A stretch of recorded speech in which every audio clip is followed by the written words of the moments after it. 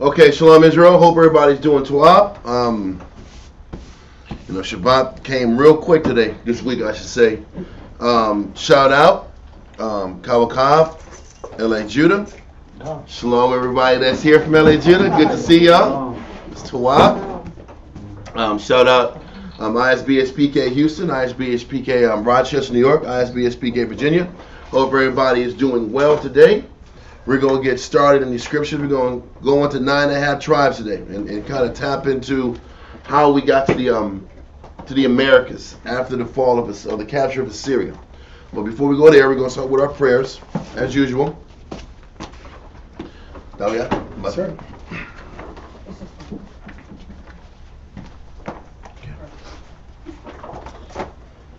Barak Yahweh B'Shem Yahshai. Barak Yahweh B'Shem Yahshai. Hahawa'ah. Nathalanawa. Awar. Zayawam.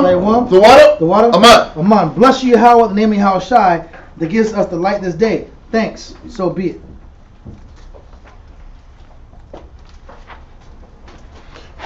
Barak Yahweh B'Shem Yahshai. Barak Yahweh B'Shem Yahshai. Hahawa'ah. Nathalanawa. Rayach. Nayachacha. The water. Aman. Bless you, Yahweh, in the name of Yahshai, that gives us sweet savor. Thank you. So be it.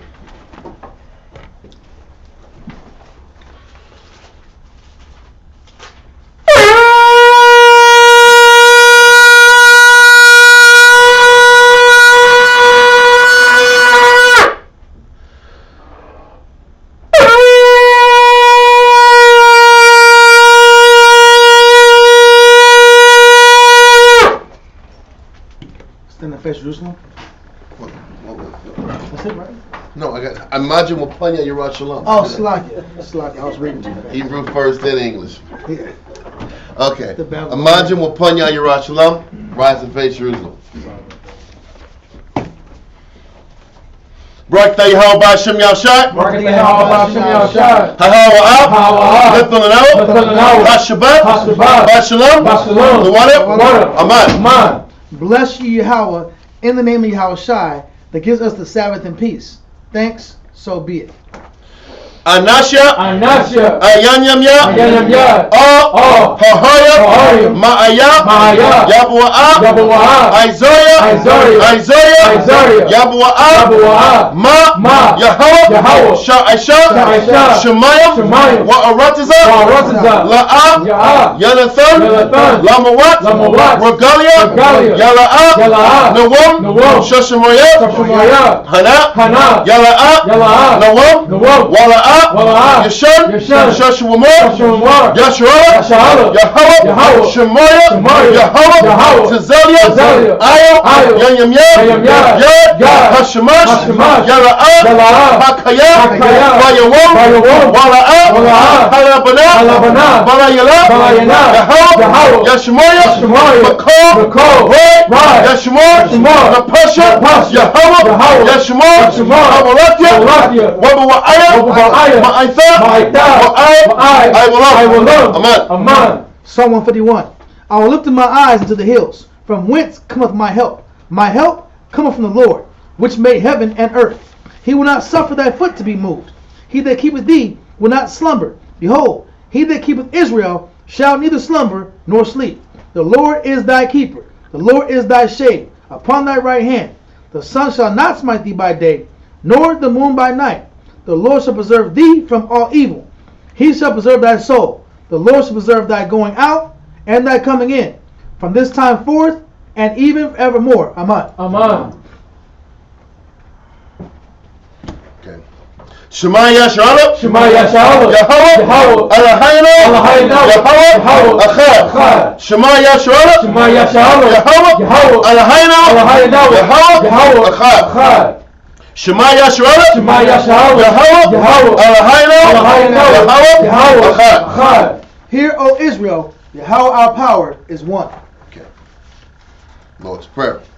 Abanaw, Shabbat Shemayim, Chodash, Hayah, Shemka, Yahweh, Malak Wavka, Taba'ah, Ratizaka, Hayah, Aisha, Ba'aratiza, Kawah, Hayah, Bashamayim, Nathan Lanawa, Lachom, Kol, Yawam, Wasalachana, Chal Wathina, Kasalachana, Chal Wathina, Wala'ah, Zabya'no, Banasawan, Abo, Hawashana, Mayan, Rai, Chayah, Lakah, Amalakwa, Waha'ala, Wahatapa'ara,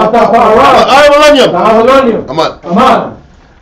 After this man prayed, therefore, Matthew 6 and 9. Thy says, Our Father which art in heaven, hallowed be thy name. Thy kingdom come on earth as it is in heaven. Give us this day. No, read it from the top. Okay. Our Father which art in heaven, hallowed be thy name. Thy kingdom come, thy will be done on earth as it is in heaven. Give us this day our daily bread, and forgive us our debts as we forgive our debtors. And lead us not into temptation, but deliver us from evil. For thine is the kingdom, and the power, and the glory. Amen. Amen. 10 Commandments. La'ayahaya. La'ayah. Lakah. Lakah. Alahaya. Alahaya. Achoya. Achoya. Ayo. Panya. Panya. Thou shalt have no other powers before me. La'ah. La'ah. Da'inah. Da'inah. Lakah. Lakah. Pasal. Pasal. Wala'ah. Wala'ah. Da'ibara. Da'ibara. Thou shalt not make unto thee any graven image, nor serve them. 3. La'ah. La'ah. Talachochat. Talachochat. Sham. Yahweh. Yahweh. Bashawah. Bashawah. Thou shalt not take the name of the Lord thy power in vain. 4. Zakar. Zakar. Hayawah. Hayawah. Hashabat. Hashabat. Lakwadashwa. Lakwadashwa. Remember the Sabbath day to keep it holy. 5. Kabad. Kabad. Abaka. Abaka. Ya'amaka. Ya'amaka. Honor thy father and thy mother. 6. La'ah. La'ah. Tharatazah. Tharatazah. Thou shalt not kill, murder. 7. La'ah. La'ah. Thana'ah. Thana'ah. Thou shalt not commit adultery. 8. La'ah. La'ah. Thaganah. Thaganah. Thou shalt not steal. 9. La'ah. La'ah. Ta'inah. Ta'inah. Shakwar. Shakwar. There shalt not bear false witness against thy neighbor. 10. La'ah. La'ah. Thachamat. Thachamat. Kol. Asherah. Asherah. Lara'aika. Lara'aika. Thou shalt not covet anything which is thy neighbor's.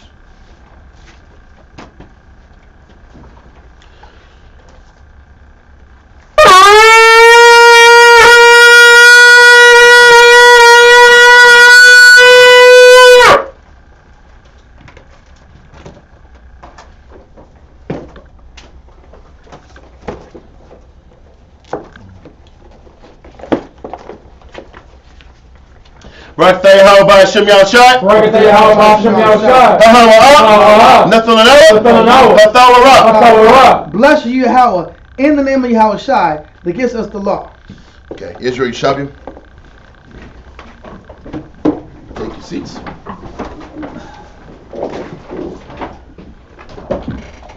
Okay. All right, so we're going to go starting off class today. 2 Kings chapter 17, verse 6. We're going to read to verse 23. 2 Kings chapter 17, verse 6 through 23. All right. Since you slewed it in.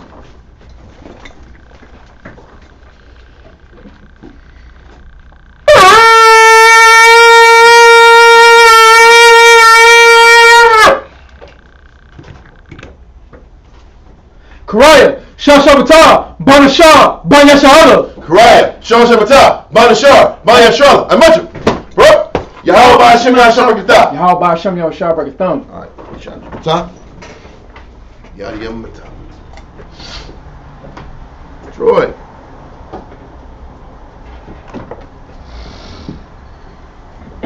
Hey. Hey. How's it going, hey guys? Wow. That's crazy. That's crazy, man. That's crazy. That's awesome. Can't believe it. Yep. Okay, so we're gonna get started. Come on in. We're good. We're good. How you doing? Get them set up. You got it. You know what you got. You got them. It's all good. Okay, so what we're gonna do? We're gonna go into 2 Kings chapter 17 in verse 6, and we're gonna go back into kind of connecting from last week. We're gonna focus on the Assyrian captivity and the 9.5 tribes, and we're going to focus on where they went this week. Last week we kind of just explained how we got to the situation, and we explained about life in Assyria by going into Tobit. So that's what we worked on last week. This we're going to go into actually, once they got put in captivity, what were we doing in these other lands, and how did we get to the Americas? That's part of the basis of what we teach in our Israelite doctrine. What's that? This came from showing that the northern and southern kingdom split. Yes. Showing that was earlier, yeah. Yeah, I'm just saying the background. We know that the northern kingdom and the southern kingdom were at one point united, and due to internal issues and sin, the Most High laid His judgment. The kingdom split, and now we're dealing with, in particular, the northern tribes. Yes. So now we're dealing with northern tribes and how we just descended into idolatry and disconnecting ourselves from the Most High. So here we are, the day of infamy, so to speak, when King Hoshea gets wiped out by the king of Assyria, and they get sent to the Americas, and we're going to find out, or they get sent to Assyria. Yeah. And then we're going to go into how we can prove that one of the places that we went to were the Americas.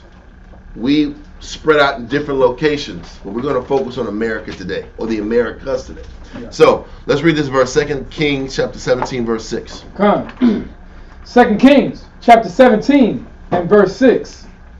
In the 9th year of Hoshea, the king of Assyria took Samaria and carried Israel away into Assyria and placed them in Halah and in Habor by the river of Gozan and in the cities of the Medes. So what we're reading now, we're putting the Assyrian Empire on the screen so you guys can kind of like watch the screen as we're going through the class. So Salmanassar, they started sitting back here and starting the siege of Jerusalem or Samaria for 3 years. We got shipped from Samaria after we fell and went to Haran and Gozan, right? Come. Read those cities again. Come. Says, and placed them in Halah. Halah, read on. And in Habor, by the river of Gozan. Exactly. So Habor it's in yellow, it's in blue. It's in blue on the map. And it's south of Gozan. And Gozan is a city, and that city runs right along the river Gozan. Okay? So we were put in captivity right around the river Gozan and Habor. Read on. Come. And he says, and the city of the Medes, right? Come. And the city of the Medes was around Ecbatane, Ragas. We read about Ragas in Tobit. Okay? It was all those cities under Media. You'll see the Caspian Sea on the far right of the map. Caspian Sea.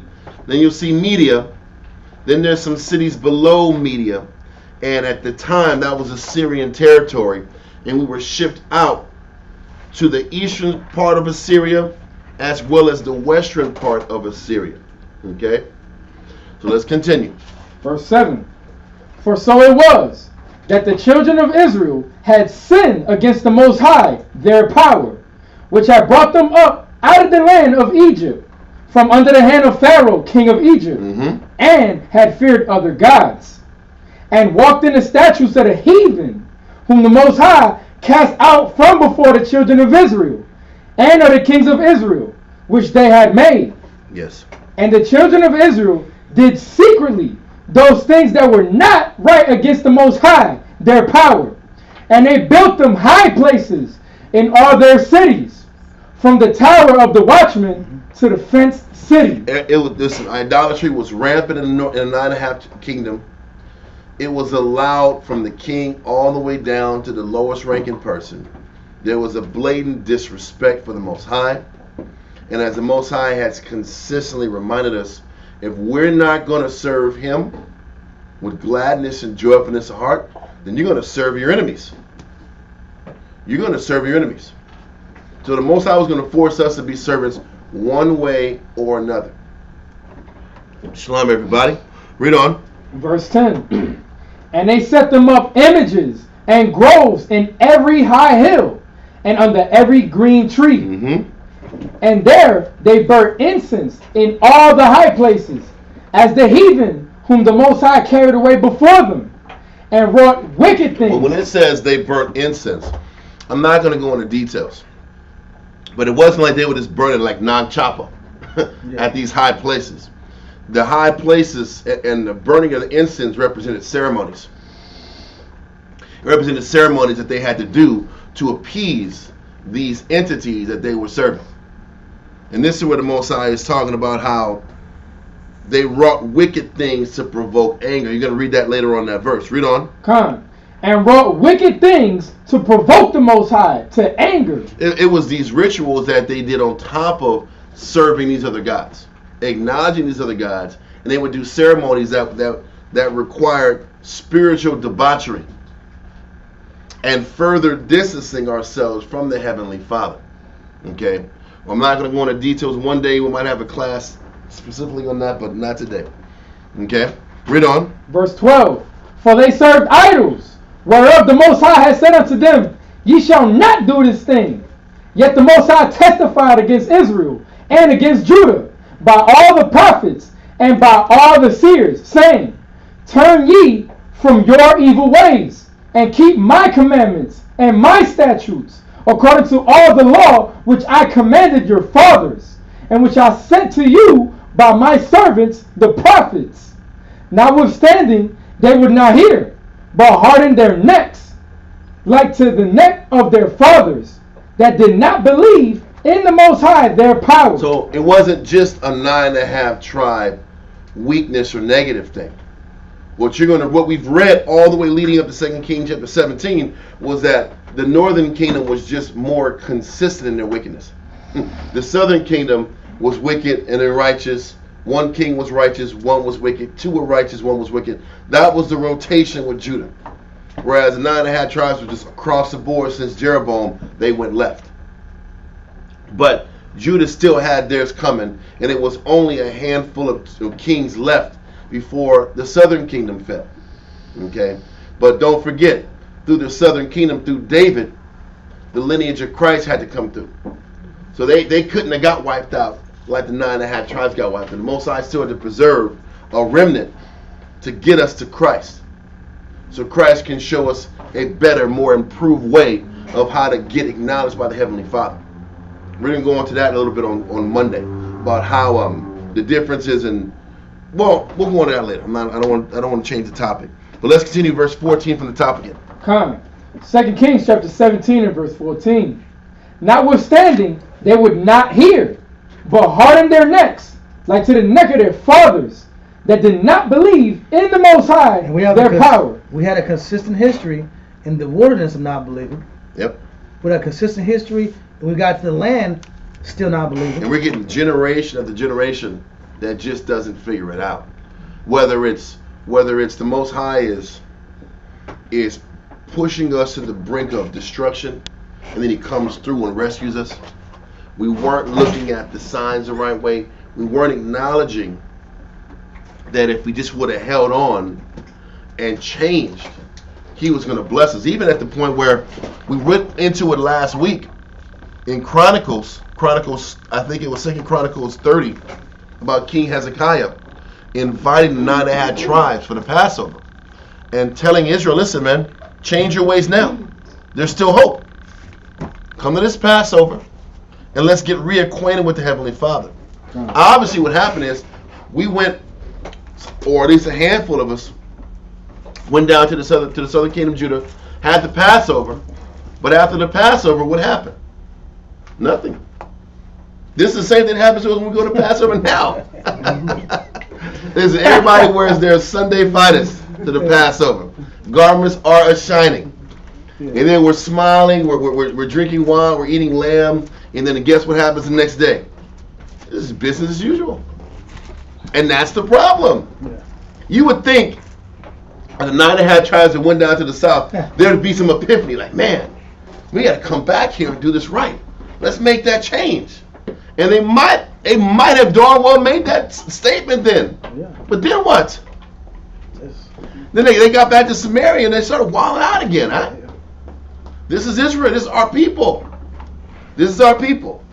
It takes significant chaos and most of the time we have to fall on our face or lose something that we really care about before we're spawned to change.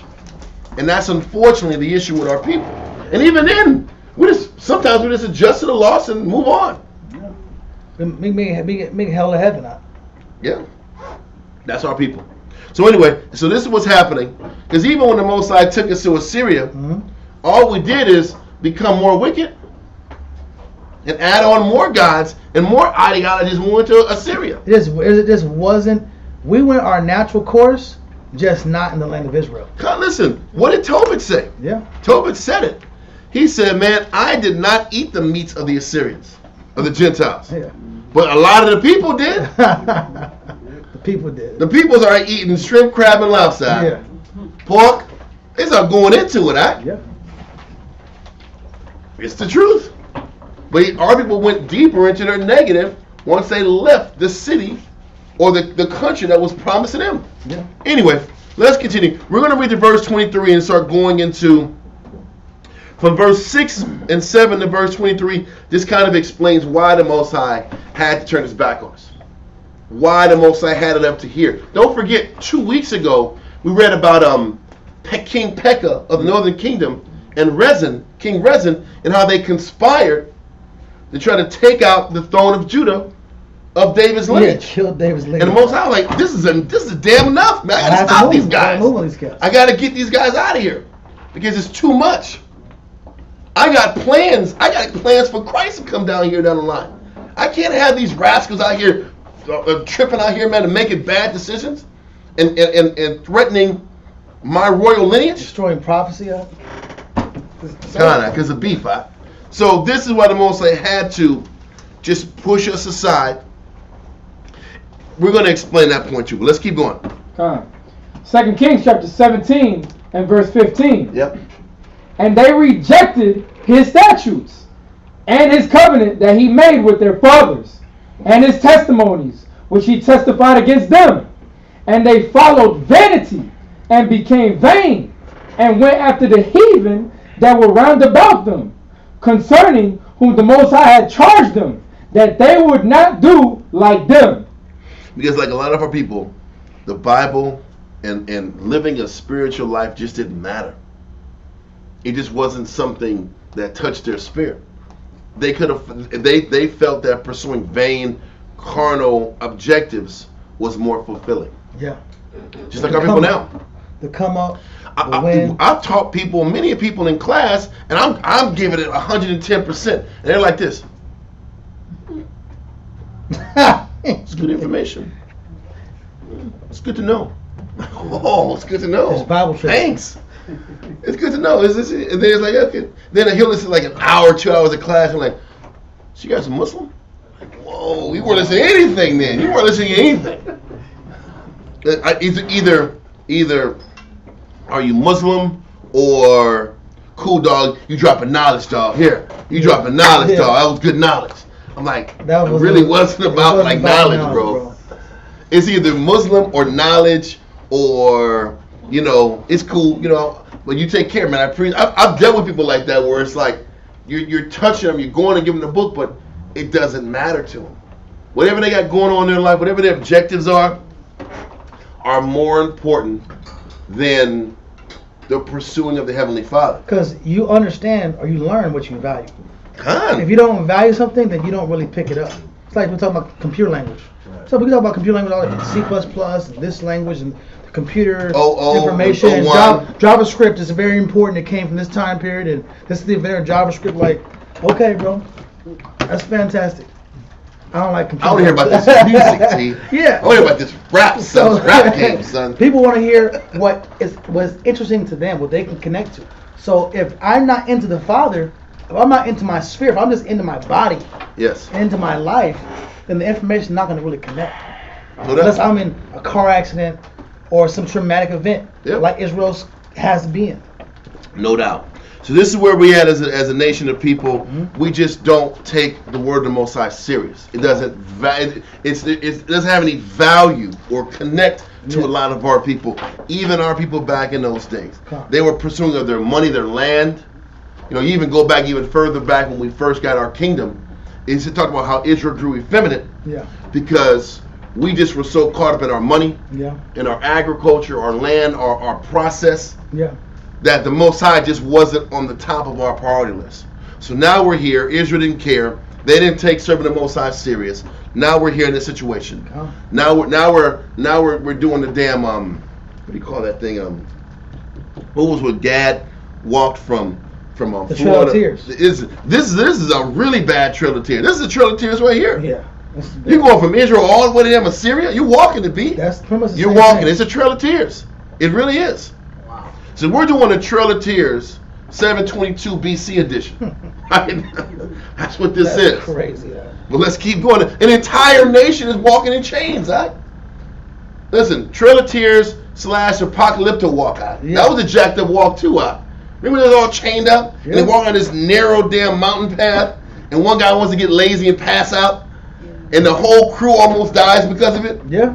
Anyway, let's keep going out. We can go movie stories all day long. I'm like, man, get your butt up, man. We all gonna die tonight. Get right. Listen, they were showing Judah when Judah got the kill slave ships out, and they Esau would have the drummers, and because the Judah when they play the drum out, Yeah. Judah kept Judah moving out. So Esau had to use the drummers out. He was just, the drummers he kept was going. I don't think it was drums going on with these chains out. No, not these. I'm just saying. It was showing the documentary. That Yeah. We got the ships and we had to walk to our slave plantation. Damn, bro. After we get sold, you gotta walk. You know, if your slave master is 2 states away, you gotta walk 2 states away to go to your plantation. But yeah, it's horrible, bro.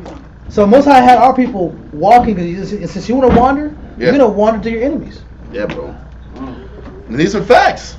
Yeah. Listen, the Most High had to deal with us hard. It was crazy. You sit back and you look at how extreme these circumstances were. Walking from Israel, I'm going to put it back on the screen again. Walking from Israel to Assyria, man, that seems extreme as hell. I can't even measure it in kilometers. But just the idea of that type of walk shows you how extreme our continence and how extreme our attitude was towards the Heavenly Father. Even use it as a parallel today in your life. When things happen to you very dramatic, very drastic, very extreme, you have to understand that that level of extremity that's hitting you in your life is parallel to how extreme you are going against the Heavenly Father. And I don't think we look at it that way. We face difficult times. Those difficult times are predicated a lot of times off your extreme pride, your extreme selfishness, your slothfulness. Yeah. And because of how negative you are on that side, you're going to have to catch a sting on the other end comparable to your wickedness. So now we have the neither have kingdoms, not have tribes. They're sitting back here on a ridiculous trek to more slavery. But it's based off generations of not listening to the Heavenly Father. Generations of it. So, okay, we're setting the tone. Let's keep going. Come. 2 Kings chapter 17 and verse 16.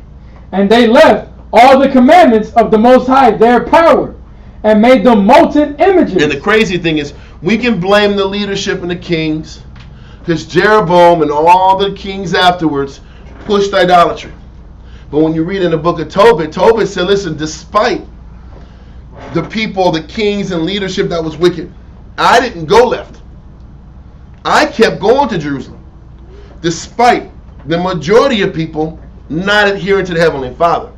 So even with that, none of us have an excuse why we can't change and cleave to the Most High. You know how many times I've heard, I quit the truth because of a bad teacher, a wicked teacher, a teacher that went off? There's no excuse for that. If that was the case, then listen, then the Most High would have justified all these people that got put in slavery. And nobody's excused from this. Whether your example was on point or not, you still have a responsibility to cleave to the Heavenly Father. You have a responsibility to cleave to this book, be in these scriptures, and commit to these scriptures regardless. It's just something to be conscious of. But as a whole, as the head is, so are the people. We understand that. But that's not an excuse. Let's continue. Come on. Says, and they left all the commandments of the Most High, their power, and made them molten images. even 2 calves, and made a grove, and worshipped all the hosts of heaven, and served Baal. And they caused their sons and their daughters to pass through the fire. So they kept going more extreme in their idolatry. Initially, when they put up the 2 calves, what Jeroboam told the people is, these 2 calves represent the Most High. This is what Jeroboam told the people, that the calves represented the Most High delivering us out of Egypt. But they were still using an image, a graven image, to represent the Heavenly Father. Now that was off, and then things just kept gradually getting worse. Because we had to put our way, our opinion, our life, our idea. We couldn't just submit to the scriptures or what the Bible says or the priest. We had to interject us. And it shows you how gradual wicked people or wickedness enters into a nation. Yeah. Now it starts off with, yes, we still believe in the Most High, but these calves represent the Most High. Yeah.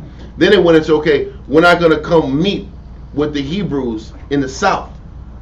We're going to meet 1 month after they normally meet and keep everybody from coming together. Separate. Then we're going to sit back and put wicked priests up north that create priests and do priest work under this Baal religion. Yeah. But we're still saying it's the Most High. Then over time, Ahab, with his Zidonian wife, they bring in their Zidonian gods. Yep. And that's when they start pushing the Zidonian religion and belief. And that was the whole point. We're going back into how the wickedness was gradual over time. It was graven images. Yeah. Then it went into straight idolatry. Then it went into, now we're burning children and sacrificing to Molech. It just kept showing how Israel kept breaking down morally and spiritually over all the generations from Jeroboam down to Hoshea. It's very similar to our experience with the collapse of America. Mm-hmm. At first it was just no prayer in schools. Like, maybe that's just let's just separate church. Now, that wasn't first, that was like in the middle. Yeah, I'm talking about it was God, country, and hanging niggas. Yeah. That's what it was in the past. I just want to make sure that was the beginning when it was good old America. Yeah, when it was good old America. But I'm just saying, 40s. From my life experience, 50s, when it was morally declining, yeah. The moral decline was those Jerry Springer shows. But before that, it was drugs, the hippie movement. Yeah. That was breaking down the moral fabric of the country in the 70s, bro. Yeah, sexual revolution. Sexual revolution, the hippie zone. Integration. Yep. That ruined Judah, especially Judah. Yeah. It was the whole country now. Yeah. The integration, blending in with the Greek and their guys and their culture and their ideas, blending them in, and then over time you have president after president that kept pushing more wars, and the country gradually got more and more debt because of more wars, and then the people that were pushing culture started going more liberal. Start having more liberal concepts. You know who felt the same way? Rome.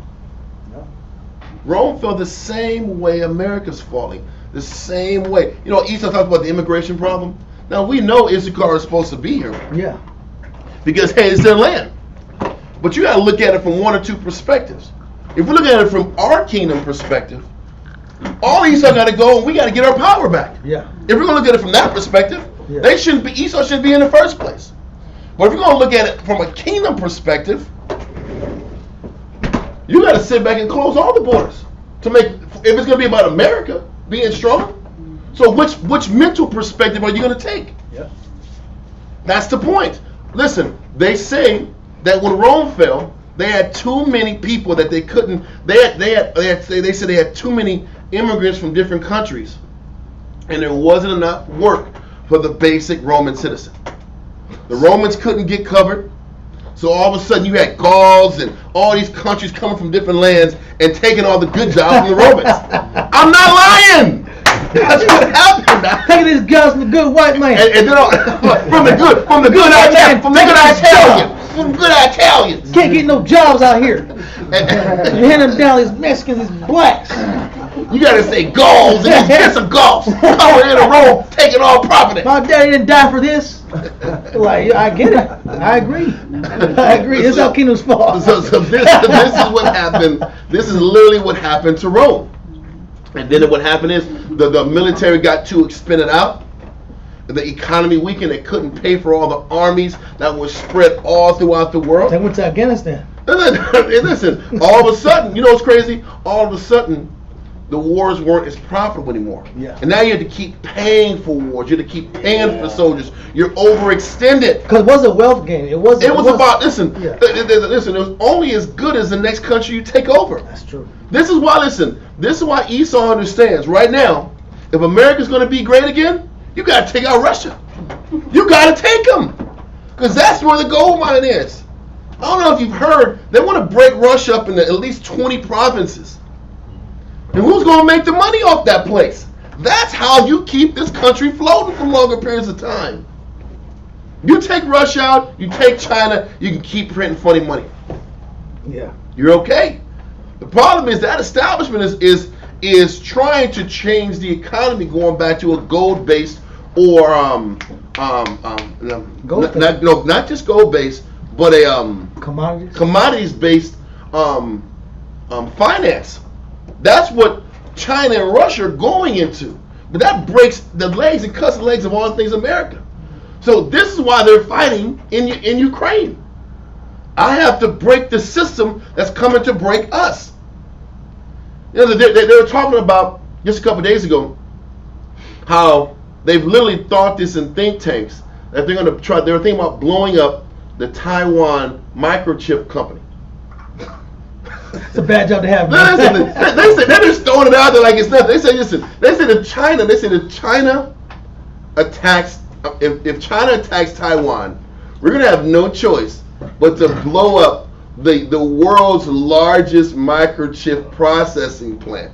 Like 80% of the microchips in this world is made in Taiwan. You're like,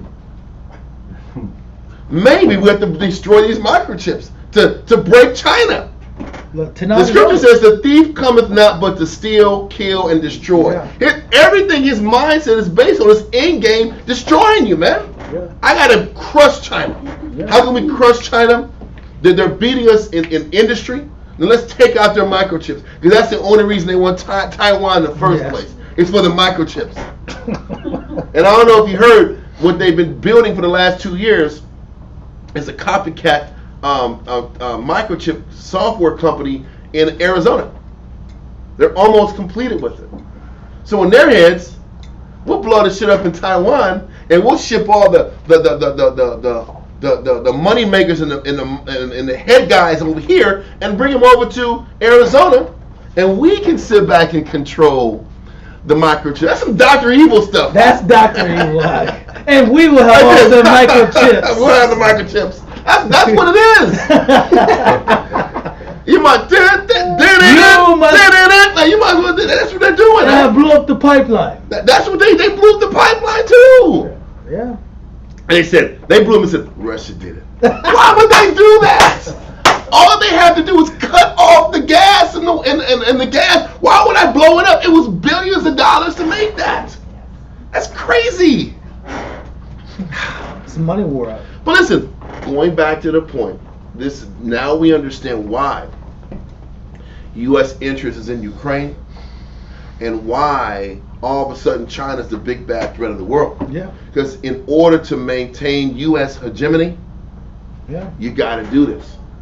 You got to keep doubling down on acquiring natural resources. You have to win these battles. You have to win these battles. You have to win these battles. If you don't win them, your economy and your country is going to suffer.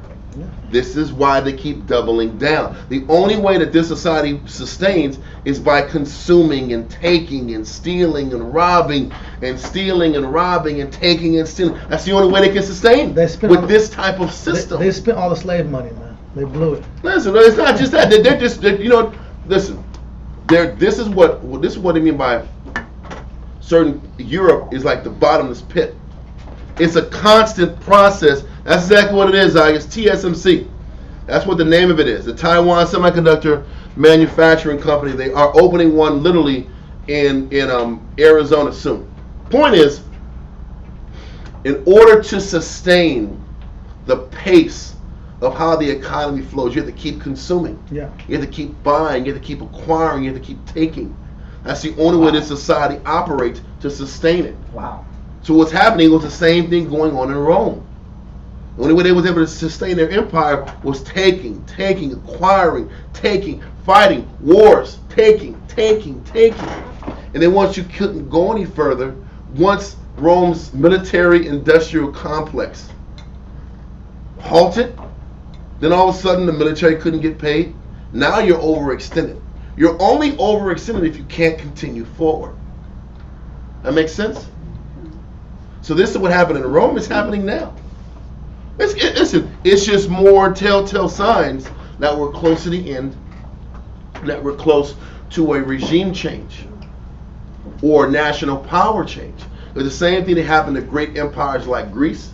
It was the same thing there. Infighting, they were overextended.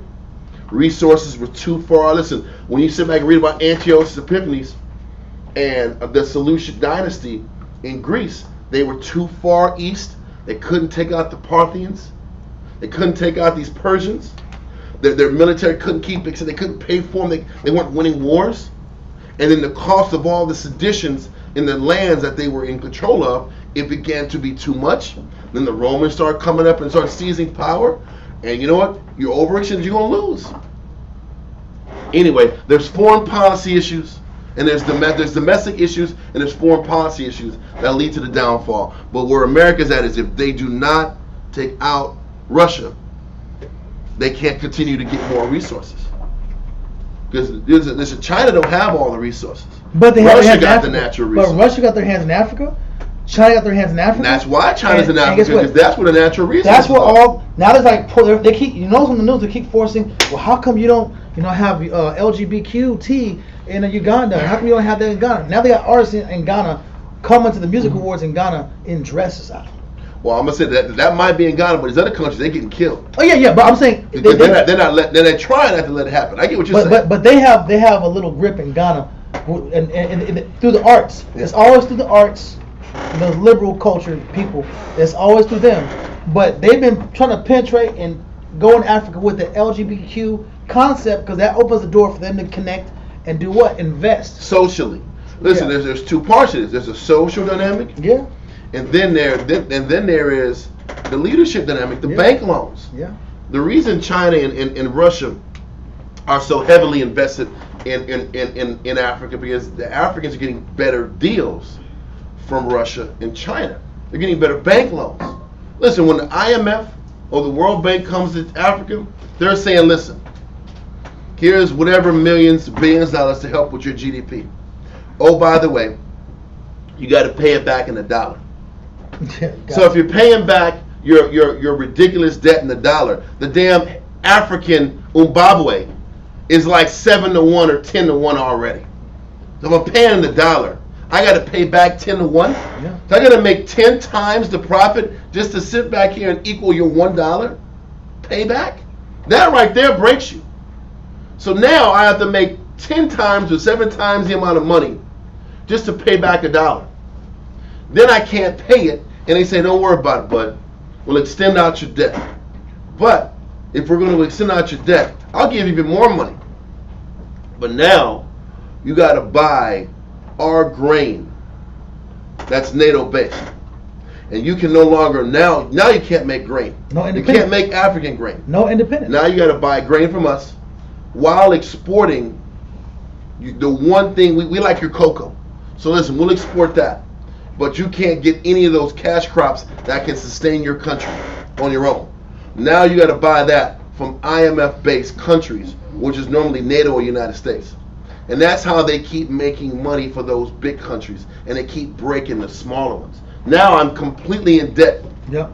And all these other domestic products that I got to go export. Now I got to be an importer. Yep.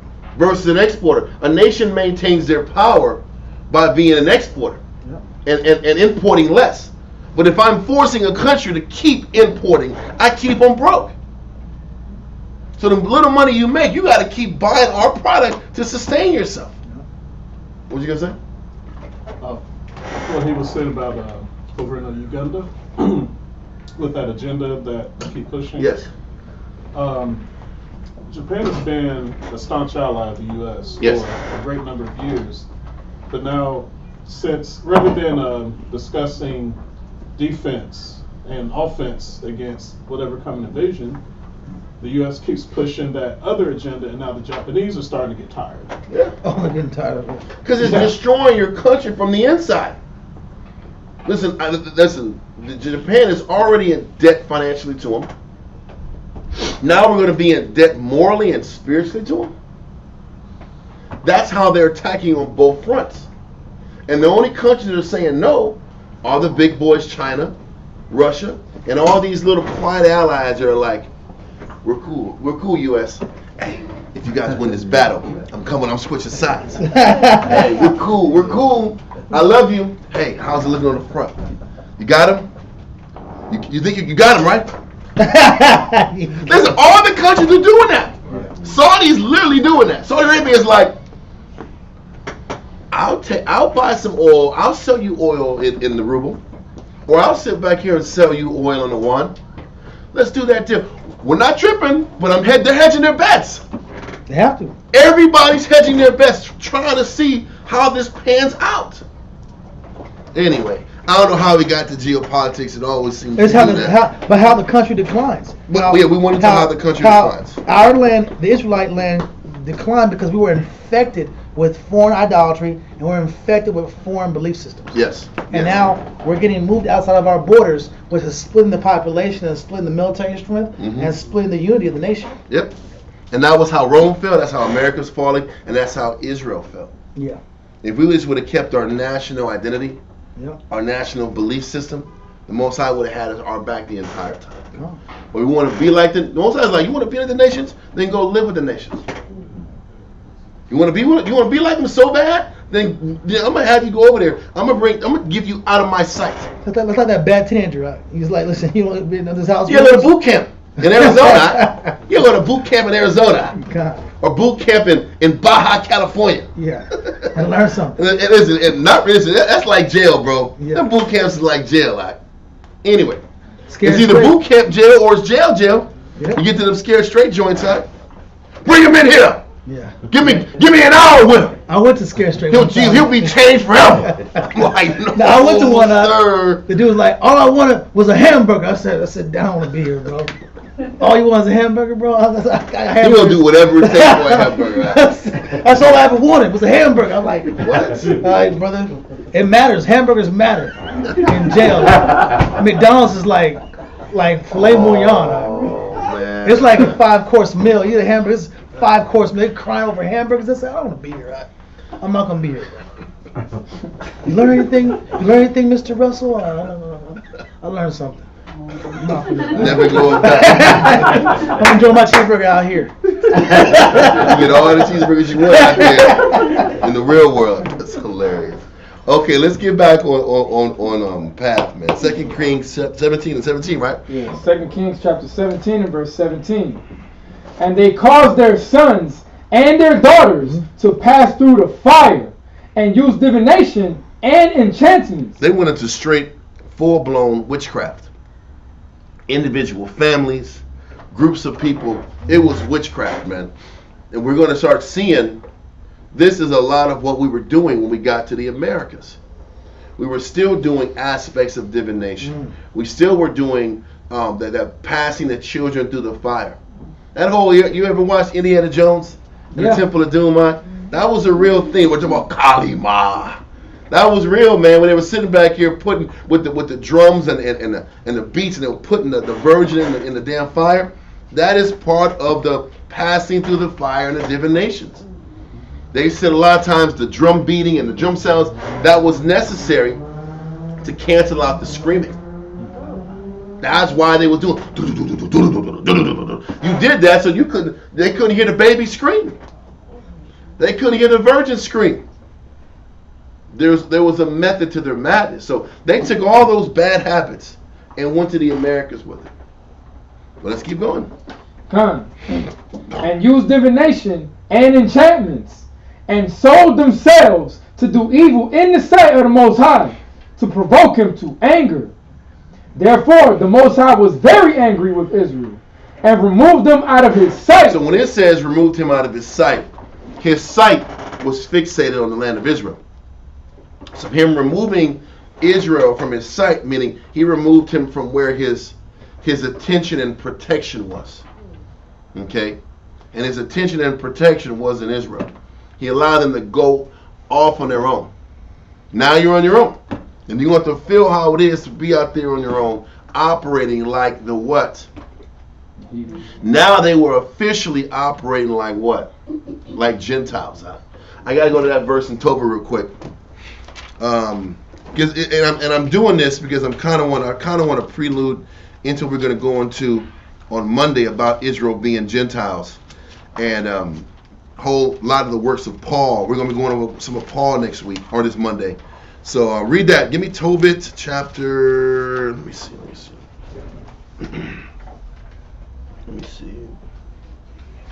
Bread of the Gentiles. Tobit 1 and 10. Come. Tobit chapter 1 and verse 10. And when we were carried away captives to Nineveh, all my brethren and those that were of my kindred did eat of the bread of the Gentiles. And he said, my kindred ate of the bread of the Gentiles. And once we got to Assyria, we doubled down and assimilated our ways to the ways of the Assyrians. So every different location we end up going, we started adding more of their negative culture to their life. Okay, so we were already sinning in Israel, in Samaria. We got to Assyria, we were doing even more sin in Assyria. The bread of the Gentiles doesn't just mean Assyrian cuisine. Yeah. It wasn't just they were breaking the laws with their dietary laws. They were sitting back here and operating in the culture of the Gentiles in Assyria. This is what was going down amongst our people. Okay, but read on in Tobit. Come, verse 11. Well, he says, yeah, read verse 11. Come, but I kept myself from eating. So, but Tobit kept himself from participating in the ways of the Gentiles. He was a small handful of people that kept their integrity. But the majority of Israel got to Assyria and it's got worse. Okay, so let that verse go and go back to Kings. 2 Kings chapter 17 and verse 18. Therefore, the Most High was very angry with Israel and removed them out of his sight, that there was none left but the tribe of Judah only. Mm-hmm. And we know that was Judah, Benjamin, and Levi, the southern kingdom. Read on. Verse 19. Also Judah kept not the commandments of the Most High their power, but walked in the statutes of Israel which they made. And the messed up thing is Judah started following the ways of Israel actually during the time of like Jehoshaphat. From Jehoshaphat down, after Jehoshaphat died, they started following into the ways of the 9.5 tribes, and it just progressively got worse from We had a whole class about that. How we was intermingling and doing business deals. Jehoshaphat's son married with Ahab's daughter. And from that time on, Ahab's daughter influenced Jehoshaphat's son to break the laws of the Heavenly Father. And then the southern kingdom started falling apart from there. But anyway, let's keep going. Come. Verse 20. And the Most High rejected all the seed of Israel and afflicted them and delivered them into the hand of the spoilers. Now, people like to sit back here and use this verse and say the Most High rejected them as if he completely turned his back forever. We read in Leviticus 26, I don't want to read it again, but we read at the end of Leviticus 26, I think verse 40 down, or verse 37 down, how the Most High was going to punish us.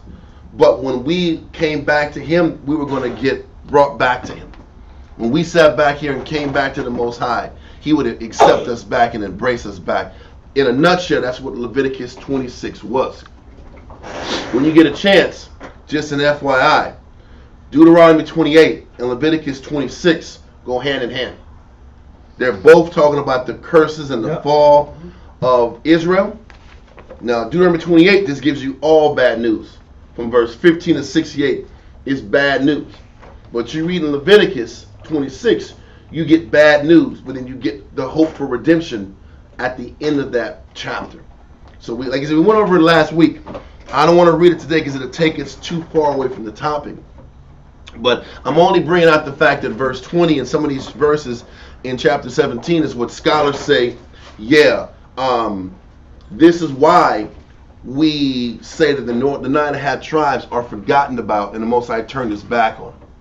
That's what people like to use to justify that. But the Most High didn't completely turn his back on them. He just temporarily turned his back and let us run into our past.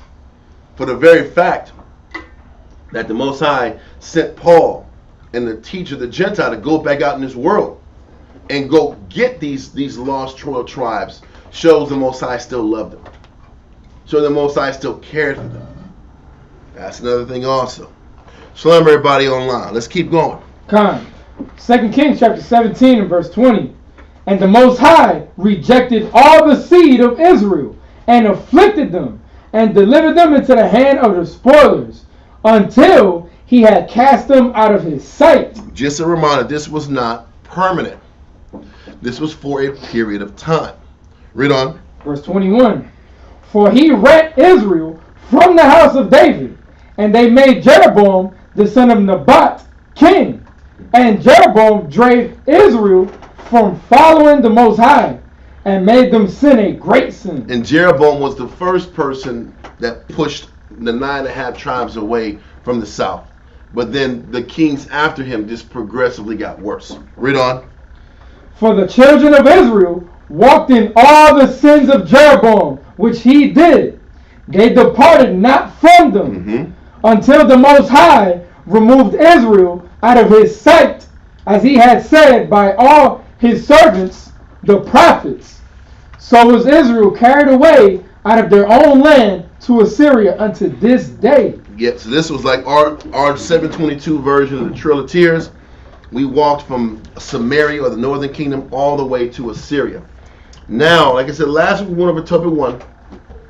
Today we're going to go over 2nd Ezra 13, verse 40 through 46 to give us, now once we're in Assyria, now we're going to go into where Israel's mind was when Assyria started breaking down. We mentioned briefly last week that the Assyrian Empire, once they brought us up, there was a lot of infighting amongst the kings. Shalmaneser and Sargon II were brothers. They were the sons of Tiglath-Pileser II. And what ended up happening, they started striving for power. And then Sennacherib made a run, actually at the southern kingdom also. Sennacherib was the king of Assyria. He made a run at Jeroboam, at Hezekiah. It didn't work. They were unsuccessful. Okay? But soon after Sennacherib was unsuccessful in overthrowing Hezekiah, the Assyrian Empire didn't last in power for much longer. Okay, so there was a prophecy, and I said I was going to find it, but I didn't look for it, how the Assyrian Empire was going to be in power for a little bit over 100 years, at their max, at their apex. They started falling apart in between around the 700s, around the 700 BC time till around the mid 650s is when they started falling apart. So I'm bringing that out to let you know when the kingdom started falling apart, all of these prison cities started eroding also. We talked earlier online, we showed the pictures of some of these prison cities. Excuse me. Whether it was Gozan, Habar, Nineveh even was where we were at. And then certain cities in Media, which was Rages, Ecbatania, all those cities were inhabited by Israelites. Point is, with all this being the case, all these cities being spread out, Israel found a niche to get out, and they were able to escape these prison capitals, these prison cities. So let's go prove it. Let's go to 2nd Ezra 13, verse 39 through 46. Come. 2nd Ezra chapter 13. verse 39 through 46. And whereas thou sawest that he gathered another peaceable multitude unto him, Mm-hmm. those are the 10 tribes which were carried away prisoners out of their own land in the time of Hosea the king. Hosea is Hosea, but it's enunciated in the Greek. So these 10 tribes were that peaceable multitude that the Most High brought back to him. Read verse 40 again. 2nd Ezra chapter 13 verse 40.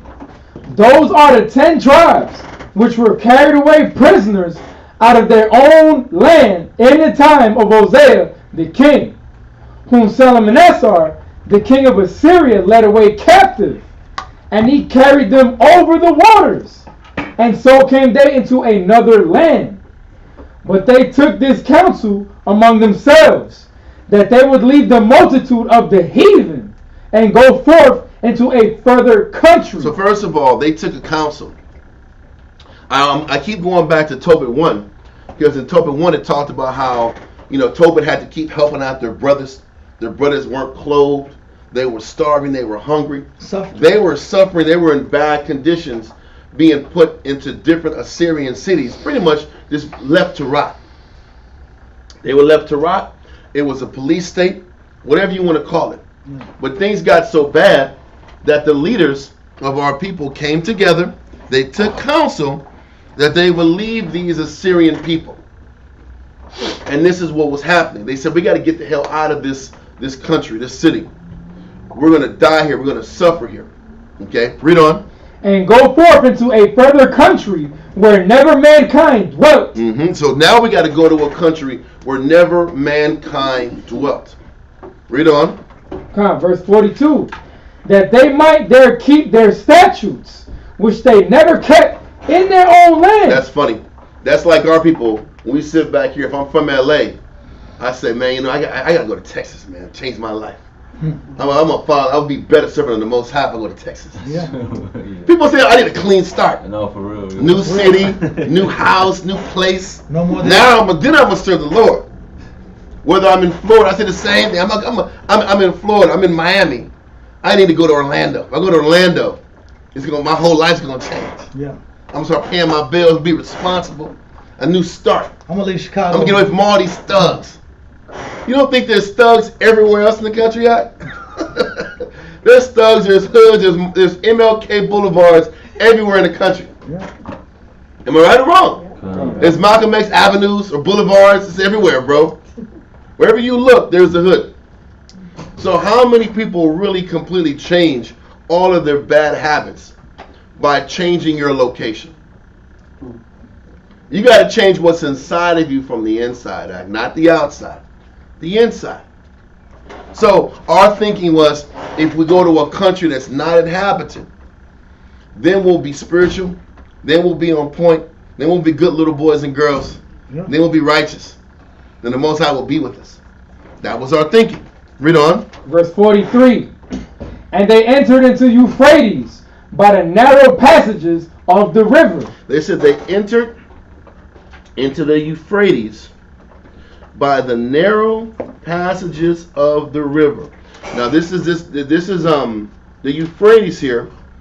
It's that river that's below Gozan and Haran. I'm moving around with the little marker, but people online can't see it. My apologies. The Euphrates is slightly above the Arabian desert. It's the first river above the Arabian desert. Okay. So read that part again, sir. Come. 2nd Ezra chapter 13 verse 43. And they entered into Euphrates by the narrow passages of the river. So listen, they obviously weren't swimming. Okay. They got into the river Euphrates. They were organized enough, and they had enough navigational prowess to get through the river and navigate some type of boat, some type of ship, or some type of ships to get Israel through the Euphrates River and funnel out into the Persian Gulf, and they worked their way below the Horn of Africa, and then worked their way up. Okay? This is the process in which they went about obtaining their salvation. Read verse 43 again, sir. Come. 2nd Ezra chapter 13 and verse 43. And they entered into Euphrates by the narrow passages of the river. Okay. For the Most High then showed signs for them, and held still the flood, till they were passed over. So obviously the Most High understood that they might have had a little bit of navigational problems, but not that much. But the Most High was able to hold still the flood and allow them to get through the Euphrates River, expand out through the Persian Gulf. He kept all the waters calm and got this multitude to the Americas. How many people it was, I can't tell you. How many boats it was, I can't tell you. All the super specifics of how this miracle happened, because it was a miracle. How was it a miracle? The supplies. How many supplies did they have to make this voyage? Does it talk about it? How expert were these ships? Hard to explain. Hard to explain how this miracle happened, but we got through the Euphrates River, and the Most High guided us. He kept the rivers, not the rivers, but the waters calm, and guided us to the Americas. Luckily. Yeah, by skin of our teeth, the Most High had mercy. He had on mercy, Israel. and this proves that he didn't completely turn his back from us. Okay? Now, hold this. I want to go to 1 Kings chapter 10 and verse 11. 1 Kings chapter 10 and verse 11. Just to prove that we had some sort of navigational experiences during the time of Solomon. And if we had navigational experience during the time of Solomon, we also read about Jehoshaphat. Remember, Jehoshaphat was trying to do a deal with Ahab, some bum shipping deal, and the ships broke down. So we even had shipping experience even during the time of Jehoshaphat and Ahab. But I want to go to it when it first started. 1 Kings chapter 10, verse 11. Come. 1 Kings chapter 10 and verse 11. And the navy also of Haram. The navy of Hiram. Hiram. Now Hiram was the king of Tyre and Zidon. Tyre and Zidon. Let me see if I have a map of Tyre and Zidon. I do. If you see this map, you'll see Judah. You'll see Israel. You'll see Tyre. Okay. Then you'll see Arvad. Tyre. We were always neighbors to the Zidonians and the people of Tyre. Now, when Solomon and Tyre were working. Solomon and Hiram were working together. Hiram ran.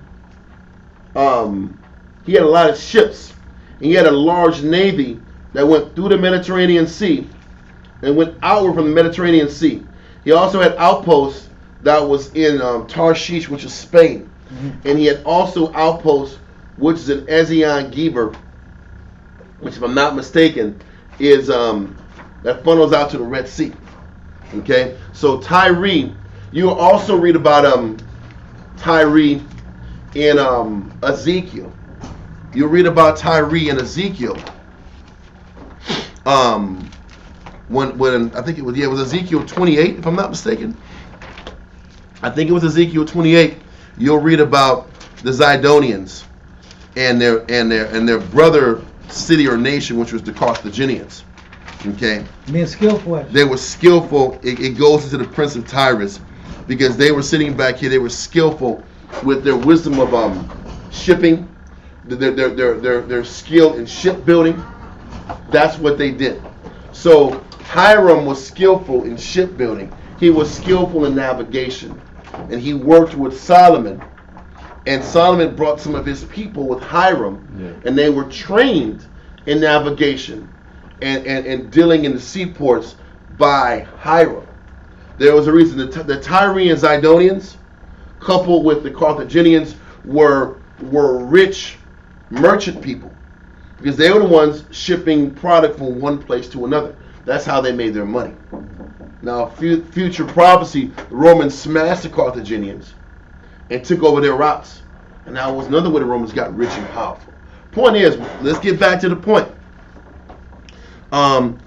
2 Kings chapter, 1 Kings 10 and 11. I'm sorry, 1 Kings 10 and 11. I'm bouncing a little bit, but I want to make sure I'm painting this picture as to how the heck can a nation that's a bunch of landlubbers get on this Euphrates River and get to the Americas.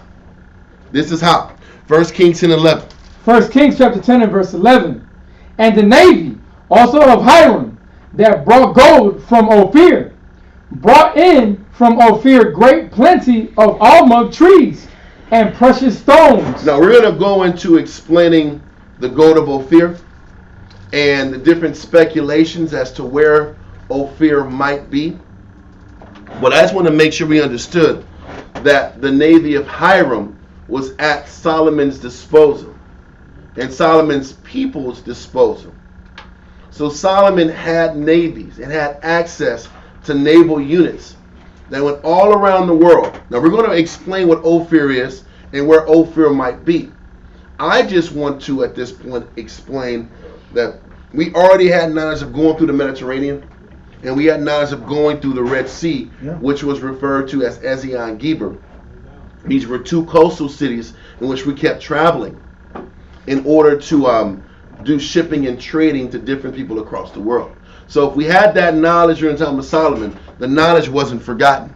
And there were some of our people that were still locked into trade even during the time of the Assyrian captivity. So now let's go back to 2nd Ezra 13 and verse 43 again. Come. 2nd Ezra chapter 13 and verse 43. And they entered into Euphrates by the narrow passages of the river. For the Most High then showed signs for them, and held still the flood till they passed over.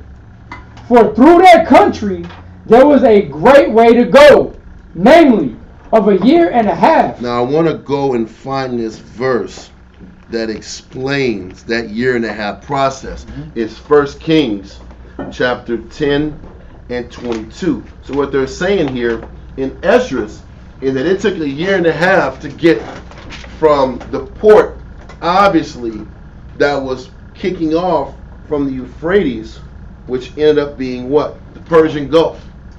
It was going to take a year to leave the Persian Gulf, go up under the Horn of Africa, and get to the Americas. Okay? It will take a year and a half to make this trip happen, but we have to find a way to parallel this year and a half period of time with our normal expeditions with the navy that was run by Solomon many years ago. So we're going to go to 1 Kings chapter 10 and verse 22 to give that clarification. If there's a question on this, let me know. If I'm going too fast, let me know. I'm just trying to explain how the hell a bunch of 9.5 tribers had navigational skills in the first place to make this happen. And can we at least match up the timetables? How would these people in 2nd Ezra have known that there was a land that was uninhabited? How would they have known that? Good question. They said, we got to go to a land that's uninhabited. You think they're going to go on some 3-hour tour like on the SS Minnow out? Right. Not knowing where the hell they're going? Right. They had at least an idea that there was a country that was uninhabited. It's been known. And that we need to go to this uninhabited place to start afresh. Now, once again, I want you to go to 1 Kings 10 and 11 and then jump to 22 again. Come. 1 Kings chapter 10 and verse 11. And the navy also of Hiram that brought gold from Ophir. So there was a magical city called Ophir where there was just gold out there to be had. There was multiple expeditions to pick up this gold. Read on. Brought in from Ophir great plenty of almug trees. I don't know what the heck an almug tree is, but it must be fire. To sit back and cut it down and bring it across all these locations just to have it. Read on. And precious stones. So once again, they were making expeditions many years ago at the time of Solomon and probably before Solomon to go get these precious stones and these beautiful natural resources to augment their country in Israel and in Tyre and Zidon. Now let's jump to verse 22. 1 Kings chapter 10 and verse 22. For the king had at sea a navy of Tarshish. So listen, now Solomon had a navy at Tarshish. Tarshish is present day Spain. And if you sit back here and look at present day Spain, all you got outside of the country of Spain is water, air, and opportunity going west. It's all water to your left or to the west. Okay? That's also the place where Israel got. Now, I don't want to go. I don't want to change it up. You get the point. So there was a strategic naval base in Spain that would give that naval captain or the king access to go westward to get to a country. Okay? Now we can put two and two together and understand it's America, but they were making expeditions for natural resources. That's obviously how the people in 2nd Ezra put two and two together and said, you know what?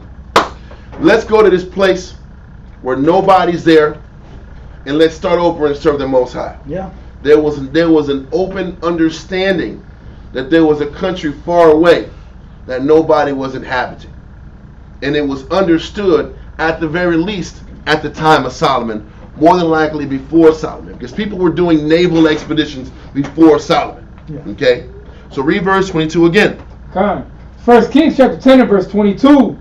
For the king had at sea a navy of Tarshish with the navy of Hiram. Okay? Once in 3 years. So it says that navy in Tarshish, which is in Spain, would make a 3-year expedition. 1.5 years up, 1.5 years back. That timetable connects with what we're reading in 2nd Ezra 13. The only difference is, in 2nd Ezra 13, it was a one-way trip. So there was no need for 3 years. They were making a one-way trip. They were dropping everybody off, and they was going about their life. Right? So, read verse 22. I'm taking my time because I want to make sure I'm clearly explaining this point. Read on. Come. For the king had at sea a navy of Tarshish with the navy of Hiram. Once in 3 years came the navy of Tarshish, bringing gold and silver, ivory, and apes and peacocks. So there were all these exquisite beasts and animals and creatures that they were getting from Arsareth, which was this new land that all of a sudden the Israelites and the Jews and our people had knowledge of. Now it was many generations after that where we're in this situation now, but there was at least a knowledge of it, and there were people that had experience in it. To be specific, Zebulun was around the coast too. So Zebulun might have had more access and knowledge of the sea than some of the other ones that were landlocked. Okay? Somebody let this go and go to 1 Kings chapter 9 and verse 26. 1 Kings chapter 9 and verse 26. Give me that. And King Solomon made a navy of ships in Ezion-Geber. So on top of the fact that Solomon had a navy that was in Tarshish, which is Spain, he also had a navy that was in Ezion-Geber. Ezion-Geber is, if you sit back and look on the map, and I'm not prepared, I don't have a bunch of maps, and my apologies. You'll see Egypt, and you'll see the little waterway that connects the Red Sea from the left. Ezion-Geber is to the right. Okay? So there's two waterways that funnel into the Red Sea. Ezion-Geber is on the right of that, because it's right below Edom, is what the scripture says. Okay, so read that again, verse 26. Come. 1 Kings chapter 9, verse 26. And King Solomon made a navy of ships in Ezion-Geber, which is beside Elath, on the shore of the Red Sea, in the land of Edom. Give me verse 27 also. Verse 27. And 28. Come. Verse 27 through 28. And Hiram sent in the navy his servants, shipmen that had knowledge of the sea, which the servants of Solomon. No, it didn't say which. With. It said with the servants of Solomon. Come. So what does that mean? The servants of Solomon were getting on-the-job training with Hiram and his navigational people. So they were getting trained also. It wasn't just Hiram and his navy fleet. It was Israel that was getting trained along with Hiram's people. That lets us know that we had, at least at the bare minimum, minimal experience in navigation. Come. And if it started during the time of Solomon, you can only imagine that there were people and families that connected to that way of life. And those individuals were used to help navigate the Israelites through the Euphrates. Yeah. What I'm trying to explain is, if we were in the Red Sea and had ports in the Red Sea, would it be too outlandish of an idea to understand that what's the difference from leaving the port of the Persian Gulf versus leaving the port that runs through the Red Sea? You're still going down and westward. Okay? So it's still not an overboard idea that this was done. And this is how it was established. Are we clear? Are there any questions so far? So we had Navy experience, although it might be limited. We already had knowledge that we were in the Red Sea and was leaving the ports from the Red Sea or through Tarshish, which is in Spain. When we had our opportunity, we counseled together, so we got to get the hell out of Assyria. Gotta go. And let's ride through the Euphrates River, take our navigational experience, and exit through the Persian Gulf, go below the Arabian Peninsula, go below Africa, and make our way to the Americas. So they were escaping. They were escaping from hard times, difficult situations to get to the Americas. Okay? Come. So, I think we'll keep reading in 1 Kings 10. Yeah, you want 28? Verse 28. Yeah, come. 1 Kings chapter 9, verse 28. And they came to Ophir and fetched from thence gold 420 talents and brought it into King Israel. So listen, they were going to Ophir quite often to poach this phenomenal gold. It must have been a really high caliber gold for them to sit back here and make this happen. Now that we got this point, let me see. Let's go back to 2nd Ezra 13, verse 44 now. 2nd Ezra chapter 13 and verse 44. Okay. For the Most High then showed signs for them, and held still the flood, till they were passed over. Okay. For through their country there was a great way to go, namely of a year and a half. It was that same year and a half span that it took for Solomon and Hiram's navy to get that gold of Ophir and those precious stones and the almug trees and the apes and the peacocks. So it was the same location that they already had experience with. Read on. And the same region is called Arsareth. Arsareth means new land. Now there's a lot of different theories about where this Arsareth place is.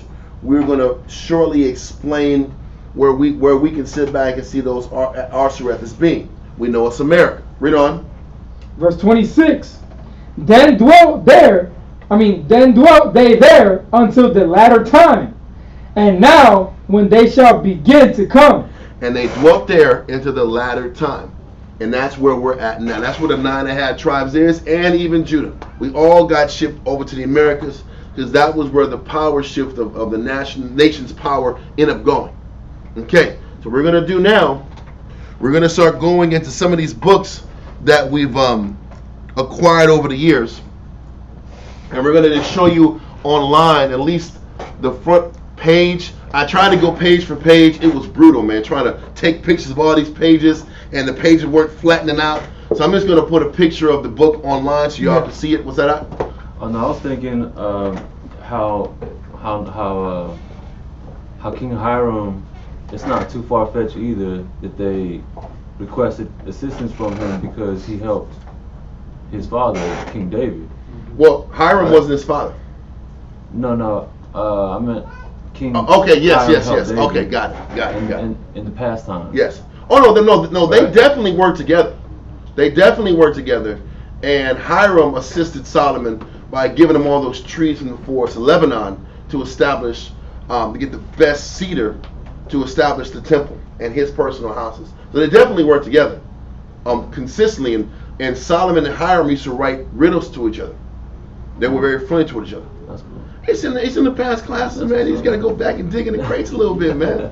But yeah, so we're there.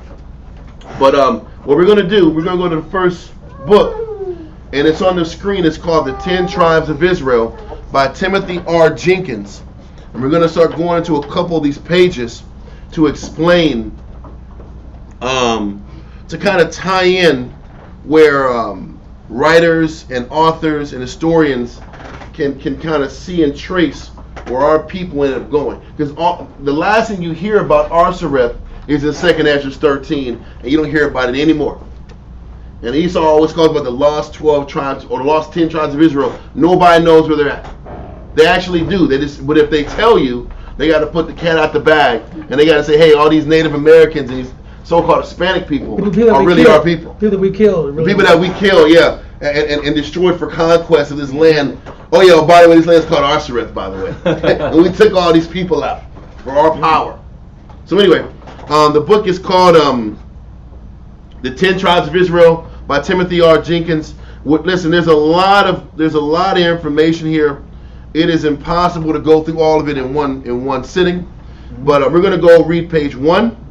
Then we're going to jump to page 58 and 59. It says the following is taken from the Apocrypha.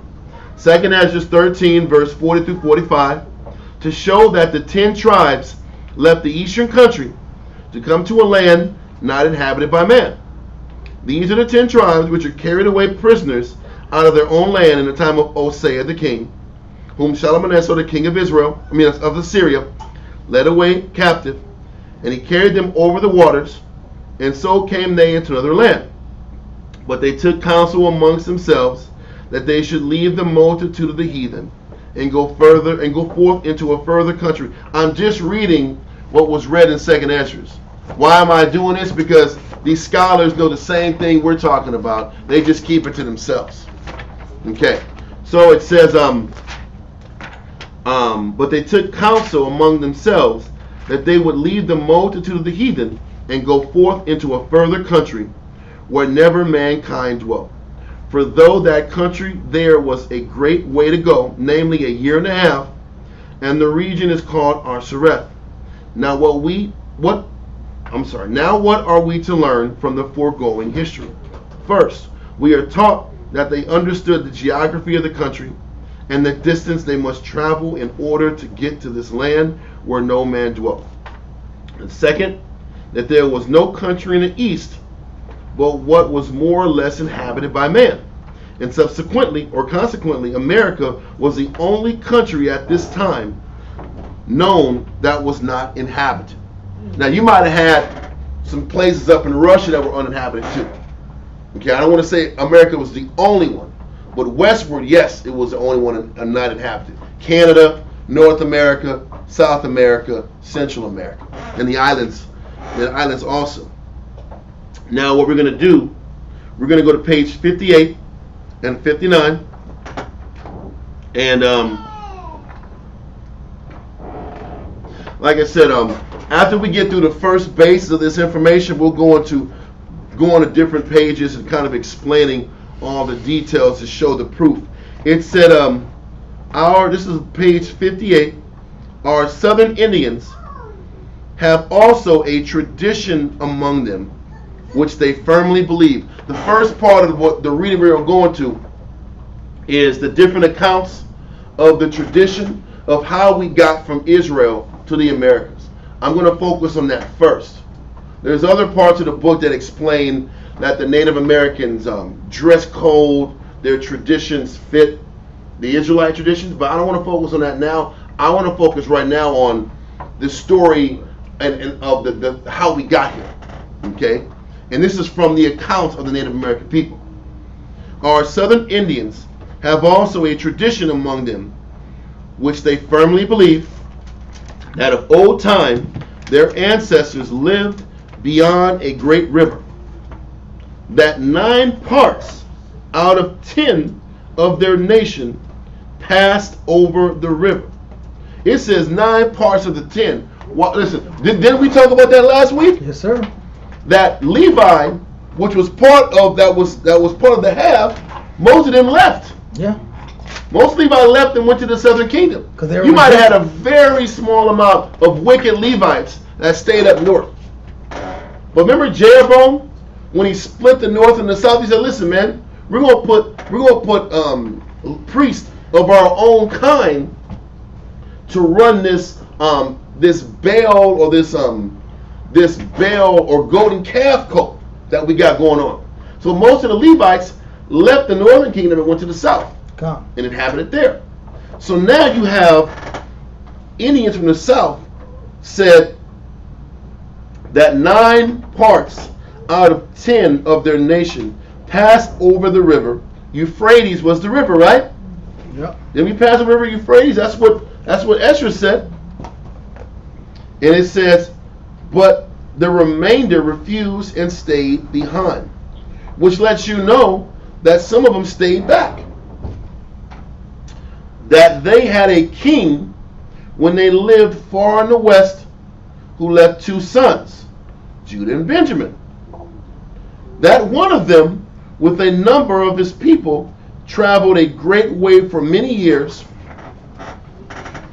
till they came to Delaware River and settled there. That some years ago the king of the country from which they had immigrated sent a party in search of them. This was at time the French were in possession of the country. I'm going to jump down. It is said among their principal or beloved men that they have it handed down from their ancestors, and the book which the white people have was once theirs, that while they had it, they prospered exceedingly, but that the white people bought it of them and learned many things from it, while the Indians lost their credit, offended the Great Spirit, which is the Most High, and suffered exceedingly from the neighboring nations, that the Great Spirit took pity on them and directed them to this country. Now we understand it's broken history, it's broken understanding, but they're saying the Great Spirit had pity on us even though we sinned and weren't following the Bible. He had pity on us and allowed us to come to this country and this land, okay, which is the Americas. That on their way they came to a great river which they could not pass when the Most High dried up the waters, and they passed over dry shod. Now this is also going into how we crossed over in during the time of Egypt. But what they're doing is these guys, these historians, because they're so disconnected from the book, all of their stories are what? They're just verbal stories. Nothing's written down. So everything's choppy in their breakdowns and their explanations. So you're going to get scattered, choppy explanations when they're trying to explain how we got to the Americas. Because everything's folklore at this point. There is another account in this book where it talks about, you know what, I'll read that. Can I pull something real quick? I gotta pull this. It's at some point.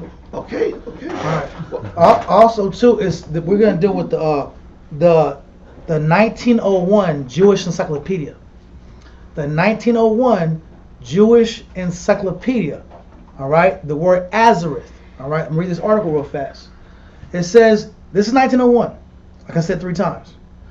And the name of the land beyond the great river, far away from the habitation of man, Biblical Encyclopedia is Azareth, which the 10 tribes of Israel will dwell, observing the laws of Moses unto the time of the restoration, according to 4th Ezra 13 and 45, which we know is 2nd Ezra. Yeah. Right?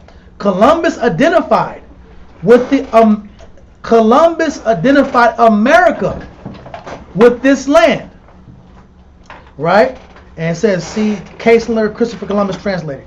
Right? Dr. C. Gross. All right? It says the name, it has been suggested by Schillinger Schilling, is taken from Deuteronomy 29, verse 24 to 27. So let's read that. So real quick before you go, this is why when what you just said his name, Columbus. Yeah. Columbus knew that if he went to the Jews, the riches would be there. Because he also understood that this was the same place that Solomon was getting all these talents of gold in the land. So Christopher Columbus was like, if I go to where the Jews are inhabiting, I'll automatically be rich. Con. So that was his focus in his expeditions. Once again, it was common knowledge where the children of Israel were posted up at. But keep going, sir. All right, so it says, it has been suggested by Sillinger Shillingsy. It's taken from Deuteronomy 29, verse 24 to 27. So the name Azareth comes from this, this breaking down of Hebrew, right? Deuteronomy 29, verse 24 to 27. I got it right here, right? It says, even all nations shall say, therefore, wherefore hath the Lord done this unto this land? Which meaning the heat of his great anger, of this great anger. Then men shall say, because they have forsaken the covenant of the Lord their fathers, which he made with them when he brought them forth out of the land of Egypt. For they went and served other gods, and worshipped them, gods whom they knew not, whom he had not given them. And the anger of the Lord was kindled against this land, to bring upon them all the curses that are written in this book. And the Lord rooted them out of the land in his anger, and in wrath, and in great indignation, and cast them into another land, as it is this day. When it says another land, that in Hebrew is Azarah. Alright, so that's where they get the term Azareth from, which means another land.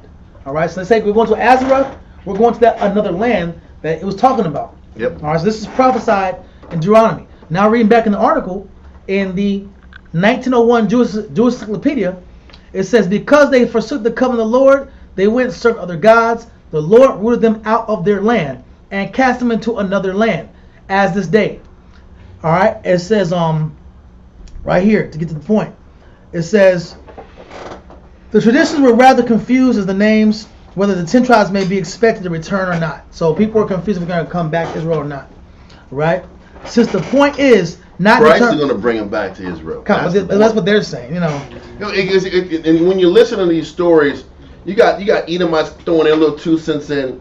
Yeah. Then you got the natives are throwing mysticism in there and talking about the Great Spirit. You got to kind of read between the lines and get the feel of what's going on. Yeah. Okay. But they're dealing with conjecture right here. Whether the 10 tribes may be expected to return or not, since this point is not determined in the scriptural verse.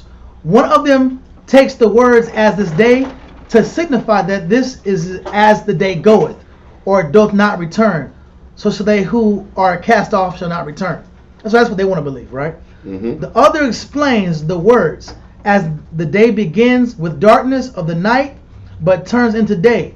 So shall the darkness of their banishment be turned into a bright daylight, right?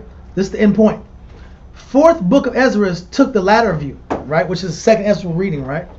It says, which was adopted by R. Judah Nasi of Tosa, which refers to Isaiah 27 verse 13. So let's go to Isaiah 27 verse 13, which really supports the idea that they're going to return, right? So now we're reading Isaiah 27 verse 13. Isaiah chapter 27 and verse 13. And it shall come to pass in that day. It shall come to pass. It will happen. As in this day. Read. That the great trumpet shall be blown. So all the trumpets are blown. All the revelations all the seals are open. All the apocalypse and events happen. Read. And they shall come which were ready to perish. They shall come, meaning return. Which were what? Ready to perish. Ready to perish. Read. In the land of Assyria. In the land of what? Assyria. In the land of Assyria. What condition were we in when we were in Assyria? We were in the condition of perishing. The 9 tribes had to leave because they were going to die in Assyria. Assyria was collapsing. People were dead in the streets. Tobit was burying dead bodies. People were in the bread of Gentiles worshiping idols. The whole country was collapsing in warfare. They had to escape Assyria. This right here was Isaiah prophesying that what would happen? That they would return. The ones that were ready to die in Assyria will return back to Israel. Keep reading. And the outcasts in the land of Egypt. So they were the outcasts of Egypt, and they were ready to die in Assyria. That's 2 captivities. Read. And shall worship the Most High in the holy mount at Jerusalem. So they would come back and worship the Most High in where? Jerusalem. So this is Isaiah prophesying that these 10 tribes will come back home. But the ones that left, there are those lost 10 tribes, they will be the ones escaping death in Assyria. What are we reading about right now? What's the war breaking down? We were breaking down earlier about how Assyria was collapsing, how it's falling apart. So multiple scholars know this information. Columbus knew it. The Jewish scholars know it. This writer right here knows it. All these people know it. Yep. Except for us. And what we're going to do, we're going to go real quick and jump to another book. This is another good one. It's called The Origins of the American Indians by Lee Eldridge Huddleston. And this, what I want to first explain is page 33. Because page 33 kind of explains that this 12 tribes theory was a well-known theory at the time. And a lot of well-known scholars understood that this was a real thing. Okay, page 33. One puzzling aspect of the early thinking concerning Indian origins is the lack of any serious consideration of the possibility that the Indians descended from the lost 10 tribes of Israel.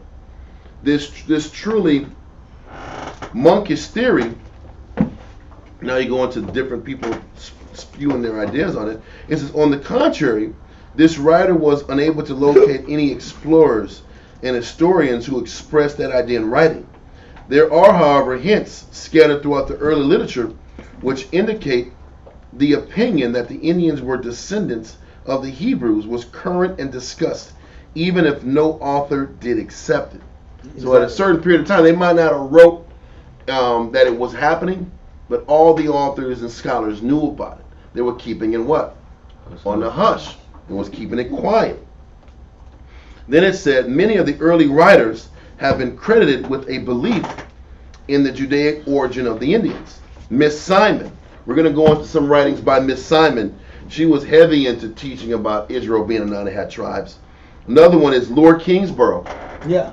If you ever get any of his books, he has a lot. He has like I forgot how many volumes of books he has on the 12 tribes theory. But Lord Kingsborough, he went broke. He went broke financing and trying to prove that the Native Americans and the people of North, Central, and South America, they were Edomites, were the lost 12 tribes of Israel, or lost 10 at least. Then it says, in common with Lord Kingsborough's other disciples, claim that virtually all the early Spanish writers believed this theory. The Spanish writers believed it because they were the conquistadors that took over the people that watched them and saw how they operated, just like the Jews. Yeah. So hell yeah, the Spanish writers would know that because they see it every day. Then it said, many modern authorities such as Mbelioni and Huachope accept the attribution of such a belief to Las Casas. Las Casas is a writer that talks about it too. Oviedo, Garcia, Juan de Torquemada, Diego Duran is another writer that we have about that talks about it, and Felipe Guaman Pamo de Ayala. He says these 6 men all writing before 1613, only one, Diego Duran, clearly communicating himself to the Hebrew origin theory. So this was a theory and a movement going on for a long time. That's why I'm going to this. There was a lot of writers, there was a lot of authors that pushed this theory. So this wasn't just some super hidden thing. It was hidden, but it wasn't hidden. This was an understanding that these people, based on their characteristics, their rituals, their belief systems, connected themselves to the 12 tribes of Israel. Now there's page 38 and 39 in the same book. We're going to be taking some time. It's going to be a whole lot of book reading today, but I think it's important that we do that. It said Duran. We talked about Diego Duran earlier in page 33. It says Duran found additional confirmation in the story of Hosea. He says that the Most High had promised to multiply the people of Israel like the sand of the sea. Surely, he argued, this promise was fulfilled by the multitudes the Spanish found in the New World. Furthermore, he noted, the Indians of Mexico had traditions of long journeys, such as the one from Assyria to Arsaret.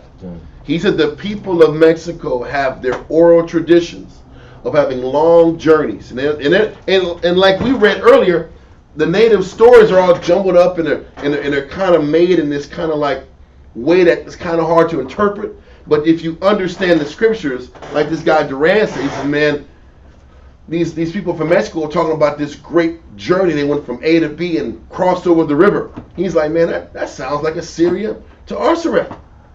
But you got to know the scriptures to be set it up to kind of understand the natives' jargon. Because you got to remember that the natives, the Bible said that it was prophesied that we would lose our inheritance. We'll forget who we are. And then it says they also had traditions of flights, such as the Exodus from Egypt. Remember we read that thing earlier in Timothy Jenkins' book? It talked about traveling from one big place to another and then going through a river, a big river. Like, what the hell is this? Why did they jump so quick in the stories? Well, he's like, this is how you know they're getting bits and pieces of the information. They have no written records. Yeah. They didn't keep anything written. Yeah. So everything's oral traditions. Yep. So when you have these oral traditions, things break down. It's going to break down, it's going to erode, and then the stories get more mystical. You're going to lose detail. You're going to lose detail. So they're talking about we took a great trip from the mighty river, far away. The Great Spirit. The Great Spirit told us we could go through this big river. Like, man, what are you talking about? You talking about rivers and rivers and rivers? But they're giving you hints and stories of Bible scenarios that was passed down from generation to generation. Okay, then it goes into, it says, he argued, hold on. They also had traditions of flights, such as the Exodus from Egypt. Other proofs include common traditions of earthquakes which swallowed evil men. Come on, what was that? That was during the time of Moses. That's my point. Swallowed evil men, forgot their names. Yeah, they forgot their names. They were bad guys. These guys were bad.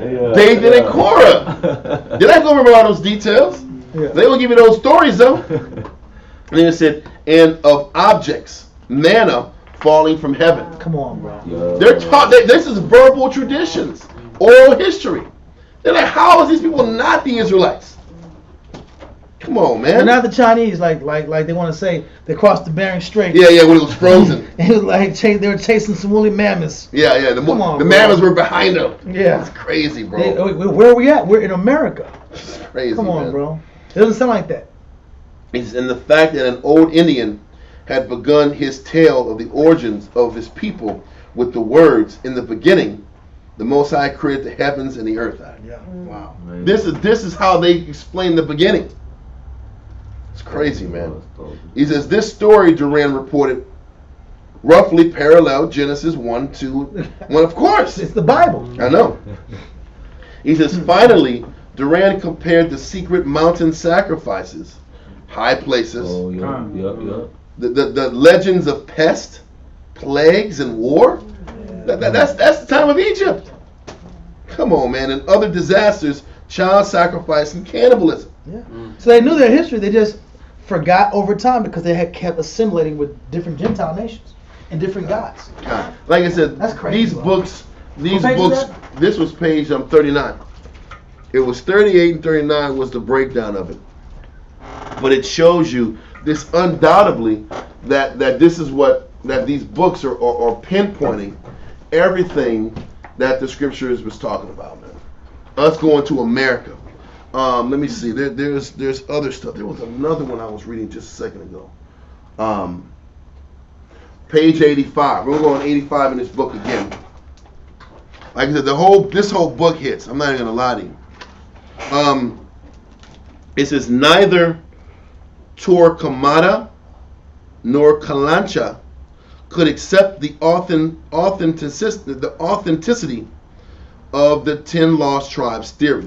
So once again, this was a theory that was tossed around a lot of people and scholars at the time. There were certain people that agreed, certain people didn't agree.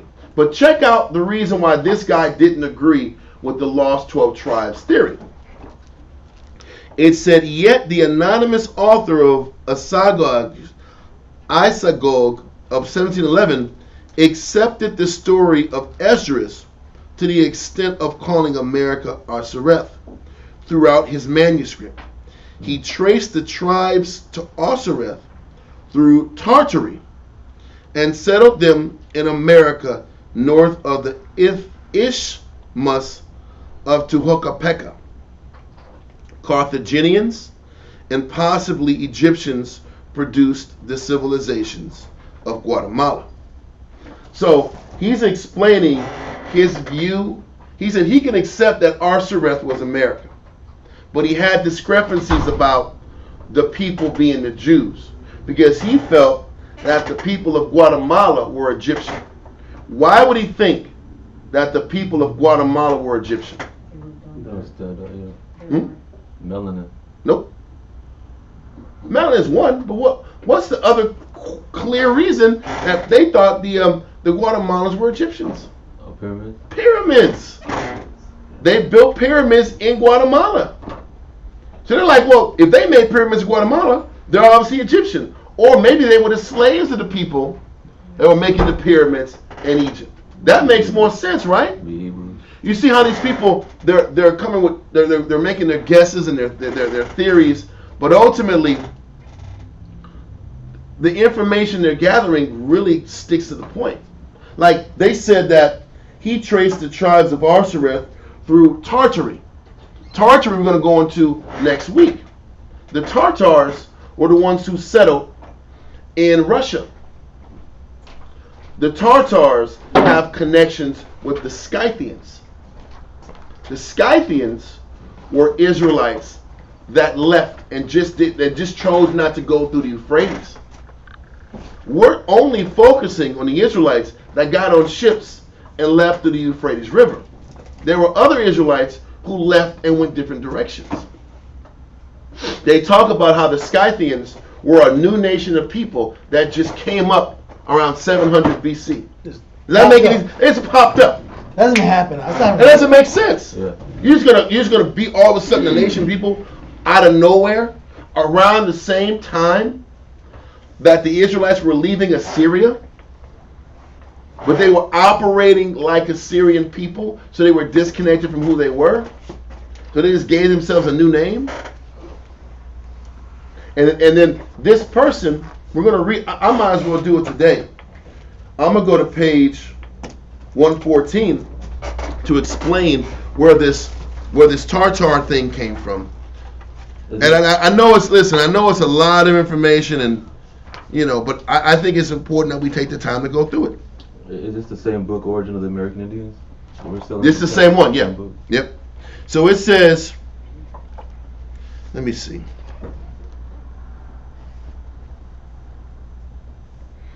I want to make sure I have the right page. I don't want to take everybody off too much, because I want to focus more on this next week.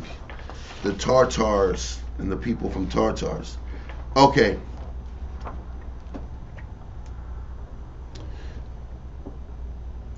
Okay. Check this out.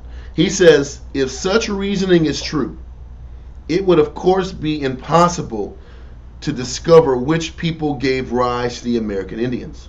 The best one could do would be to assume that the unknown tribe or tribes from which the Indians descended more or less resembled tribes which currently live in Tartary. Tartary are people that live in Russia. Now this could be part of where these people come up with that whole Bering Strait thing. They came from all Russia and they worked their way down to the Americas. That's probably where the theory came from. Okay? But this is the situation. This argument had the same effect of Acosta's hint of cultural autochthony. I hope I'm saying that right. But it said that is, it would make ultimate derivation of the Indians impossible except on a strictly geographical basis. He says, for the unknown tribe probably did not possess a high civilization. The factors behind the source of high cultures of Mexico and Peru remain unsolved. That's getting weird. I'm trying to find the page and circumstance where it talked about how I read it earlier. I'm just trying to make sure I got it. I'll read it. It's page 114.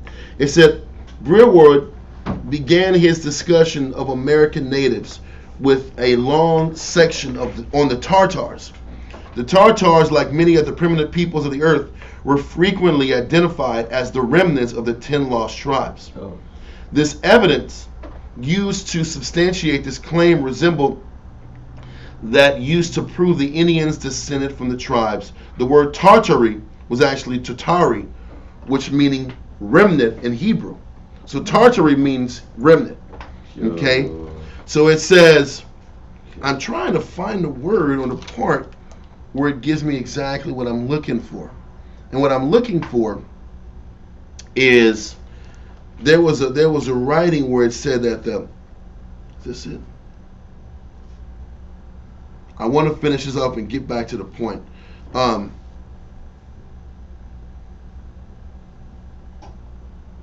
Before I go any further, I want to make sure I explain it so there's no confusion.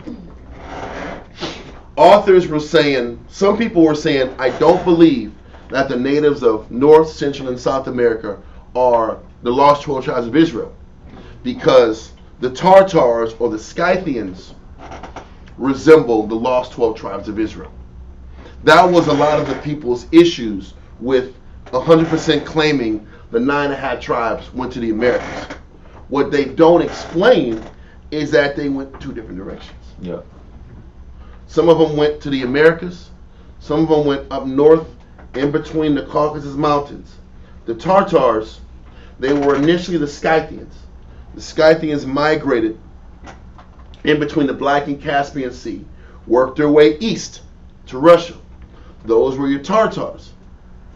Other 9.5 tribes went up north in between the Black and Caspian Sea and went northwestward, and ended up tapping into the Scandinavian countries and cities and places. So the 9.5 tribes scattered everywhere. It wasn't just to the Americas. So these scholars are arguing the idea that the Native Americans are the lost 12 tribes because they can identify the same elements of the Tartars as were the same elements of the Native Americans.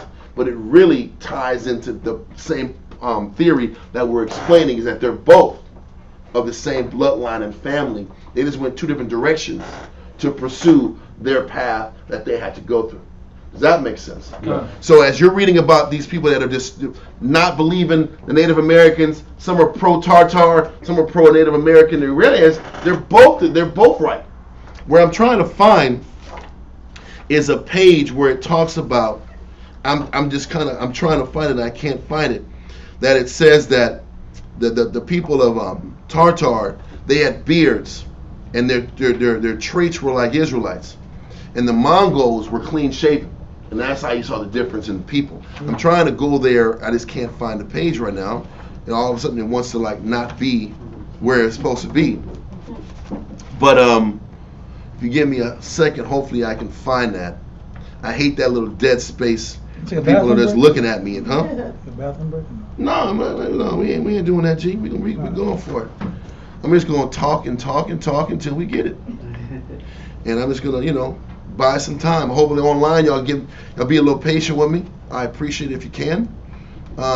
We will get there, or I'll go back. We'll go to another part and then come back to that. So basically, But this book goes into the Tartars, and the Tartars are the Scythians, and the Scythians are the ones who left and went northward versus going down the Euphrates River. Okay, what you gonna say? I was gonna, just to sum it up, I'm thinking even in their confusion of the scholars, even in their confusion of their justification and their confusion, it still shows that they were talking about the Hebrew or the Israelites. No doubt, bro. And that's the point we want to kind of go to. We're gonna go off on this one, and we'll go back to it. I promise you, we'll go back to it. My apologies for not finding that. I wasn't prepared to go into Tartar today. That's why I kind of didn't want to go into it, but I kind of talked myself into it. Now this book is called The Ancient Past of Mexico. And this is page 9 and 11. 9 through 11 really hit some good points. I'm just going to kind of bounce paragraphs in this one to kind of explain things. I got it right here. It's called The Ancient Past of Mexico. Tartars is pasted in 3 sir. What's that? Right here. See, thank you, sir. My guy right here, he got it. So let's cut off this page. I hate bouncing and moving something else until you get to the point. So page 73 of the Orders of the American Indians. It is the last theory Garcia identified dealt with the East Asian origin possibilities. Chinese, Tartars, Scythians, and other East Asians were lumped together. Garcia thought that the proximity of the Chinese homeland to America might have led them to migrate there. And he found various similarities in peoples and customs to support this idea. This is where people come up with the idea that the Native Americans come from China and they have Chinese origins. That's what they teach you in history, but it's not the case. Well, they're Mongoloids. And that's what they try to say. Yeah. They come from a Mongoloid origin. Yeah. But the reality is this: it starts off with the fact that they jumble Chinese, Tartars, Scythians, and East Asians all together, because your Tartars and Scythians operated different than your Chinese people and your East Asian people. He said he noted the physical resemblance of Chinese and Indians, facial features, physiques, color, and lack of beard. On the cultural level, is this what I wanted? He observed that both worship. No, this isn't it. This isn't it, man. You sent me astray, brother. You sent me astray. I'm messing with you. It says in the back index, Tartars. I agree, but there's a bunch of stories that deal with the Tartars. I know. It was one in particular. I'm not even tripping on it. You saying that the beard situation? What are you looking for? It is with the beard. There was another one that talked about how they were able to determine that there was differences between the Chinese and the Scythians because of the fact that they did have a beard. But it says Scythian? Scythian or Tartar. I'm not sure. Right. Let's just let it go. Let's let it go. We're past that now. We're past that now. Right. So now we're back to the Ancient Pass of Mexico, page 9. The Ancient Pass of Mexico, page 9. It said Thomas Stewart Ferguson, a lawyer of Orlinda, California, who was also associated with the New World Archaeological Foundation, is of the opinion that Mexico's early high civilization was received from Mesopotamian in the 3rd millennium BC, and that about 600 BC, two small groups of Israelites crossed the Atlantic to make new contributions to the existing Middle American culture and to influence religious beliefs. They're saying they came from Mesopotamia, which is the land of Israel, and they migrated to the Atlantic Ocean and posted up in the Americas. It said he cited records of extensive early voyages from Crete to Britain, okay, and one from Ezion-Geber to Ophir to bring gold to King Solomon. This is one that's heavy. Ezion-Geber was in the Red Sea. And they're saying they were able to sit back and find records that we were taking ship flights from Ezion-Geber to Ophir to bring gold to King Solomon. It said,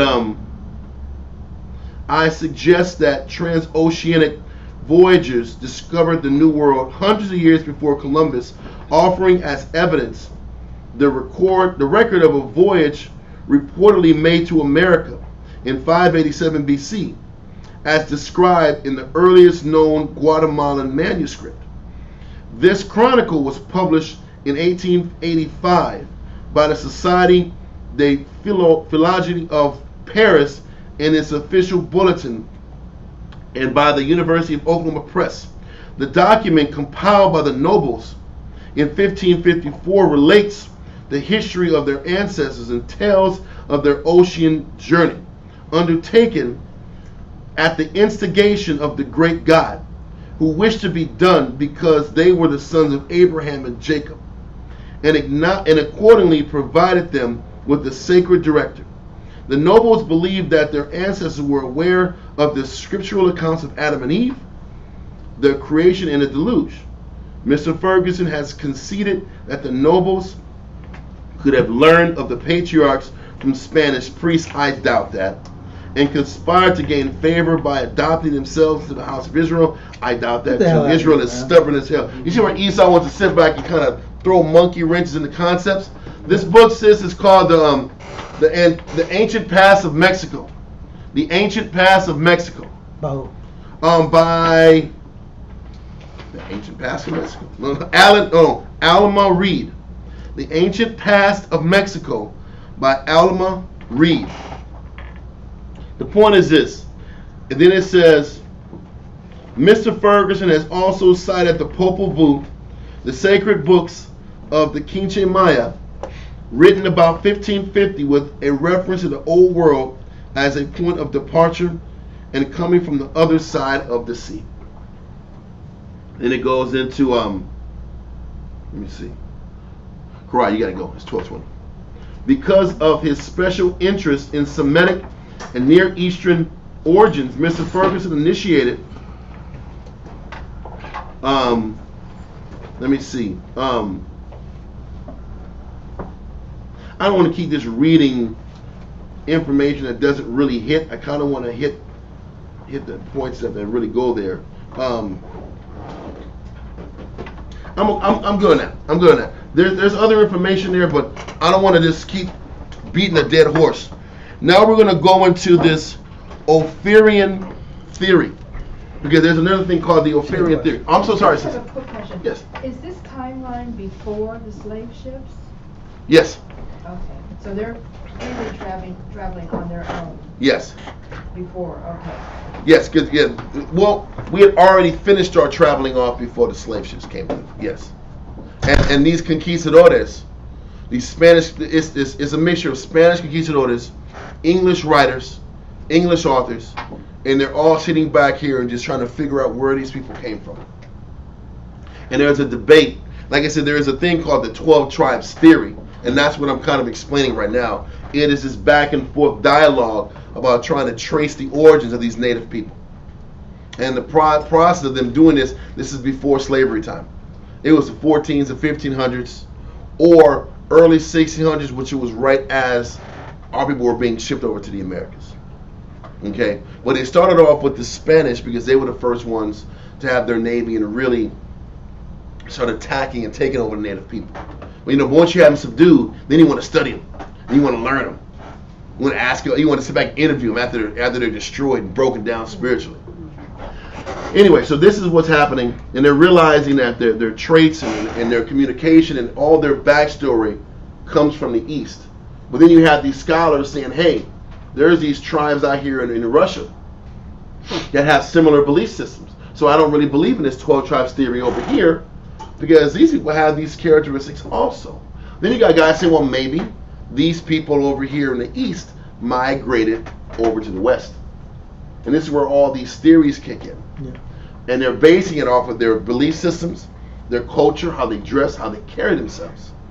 But if we look at it from a clear lens, you can see that we just spread all throughout the world. And we all had those same origins from Israel. Like the prophecy says, scatter the four corners of the earth. And this is us being scattered. Okay?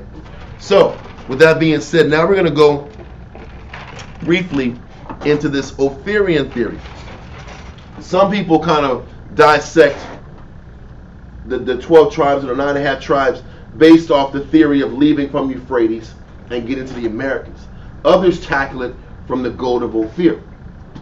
And they try to sit back and say, maybe we can dissect who these Israelites are by determining where this goat of Ophir is, because we know they went to this unknown place where the goat of Ophir is. So now let's sit back and figure out where this goat of Ophir came from.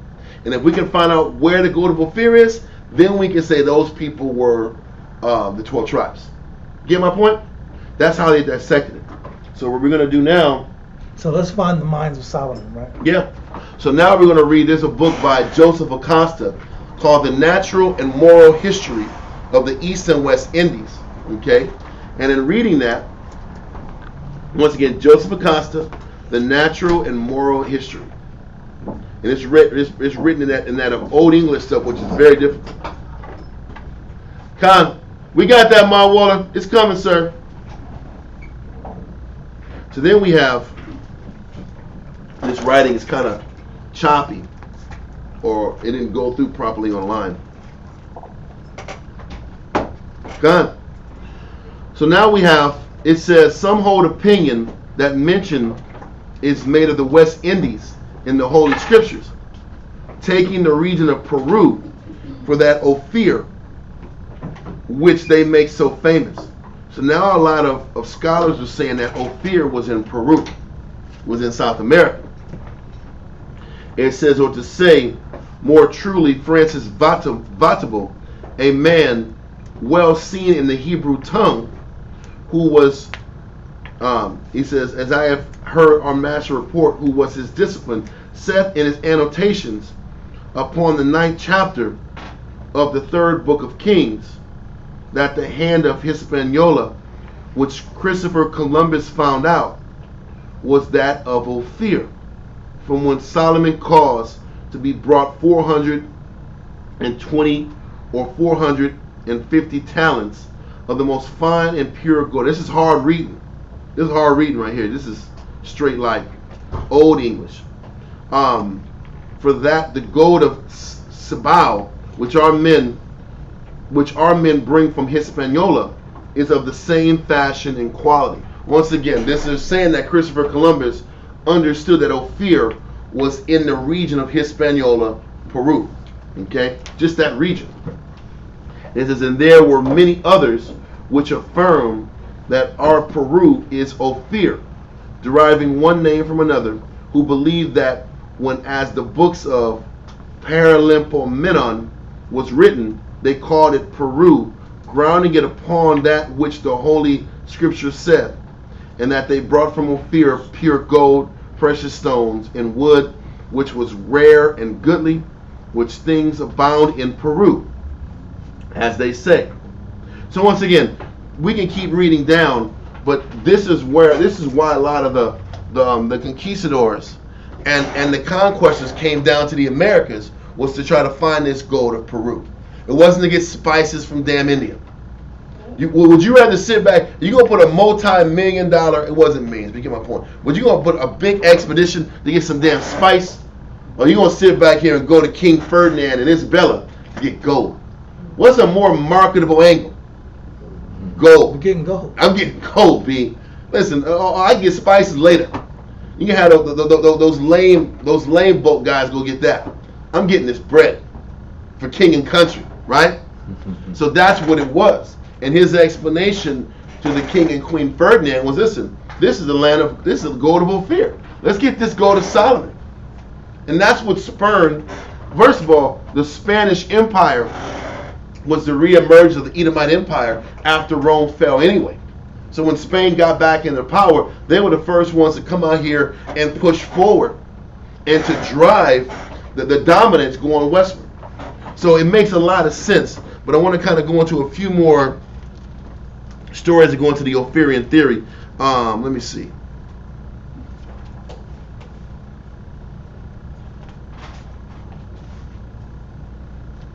Okay. So we're going to put this down. We're going to go back to this original book. And it says, this is page 40. Just as those more familiar with New Spain than with Peru tended to accept some form of the lost tribe theory, those who were most familiar with Peru tended with the Ophirian theory. So once again, this was a real thing. The lost tribes theory, the Ophirian theory. These were concepts that were taught back in old Spain, back before the Judah got sent from Africa to the Americas. They were tossing these concepts around because it was a real thing. This is not just us walking around here talking about the gold of Ophir and Arsareth and the year and a half. Like we're these guys, these fanatical guys that just made this up. It wasn't just us. It was a movement at the time. It was a large academic conversation. It was going an between academic. scholars. It was an academic conversation. And everything when you deal with society comes from academia, and then it trickles down. But the people that study, they have to understand what they're dealing with, who they're exploiting, because Esau's a cunning, crafty hunter. Mm-hmm. It goes back to the nature of Esau. He studies whatever he's doing. He studies it to the utmost to understand how to manipulate it, exploit it, and control it. He deals with minerals the same way. He breaks them down to atomic levels. He studies every element of the mineral, how to flip it from this to this to enhance his technology. It's the same thing with people. Anthropology. He'll study people. He'll study like with the Negroes in particular. I have a book in my house, and it's Anthropology of the Negro. I forgot the title of it, but he goes into every element of Negro society, the different types of characteristics. They break them down. And different types of people. They have in the book. They have Jews. They have Hebrew Israelites street teaching in the corners out. Wow. In like the 70s though, with like dashikis on out, like this, talking in the corners, so they're breaking down the society and breaking down every element to quantify them. To quantify, to have a full understanding of who they're conquering. They did the same thing to the Native Americans. They did the same thing to the so-called quote unquote Spanish tribes, right? So-called Latinos. They'll go into this is what they're doing. They go in there and they look at the culture. They understand every aspect to understand and have a database on what they can do and how they can conquer and rule this empire for the benefit of their economy. This is how it works. So we're just getting the historians. They have the historian branch, they have the psychological branch, and they have the economic branch. And it's different branches that they use to manipulate and rule. They have to operate in power. Is that clear? Okay. I think I got it. The other one, but anyway, it said. But the funny part is they've been known. They've been known. Known. But it's just not known to us because only the rich and elite were able to sit back and do all this research anyway. Exactly. So anyway, so it says page 40.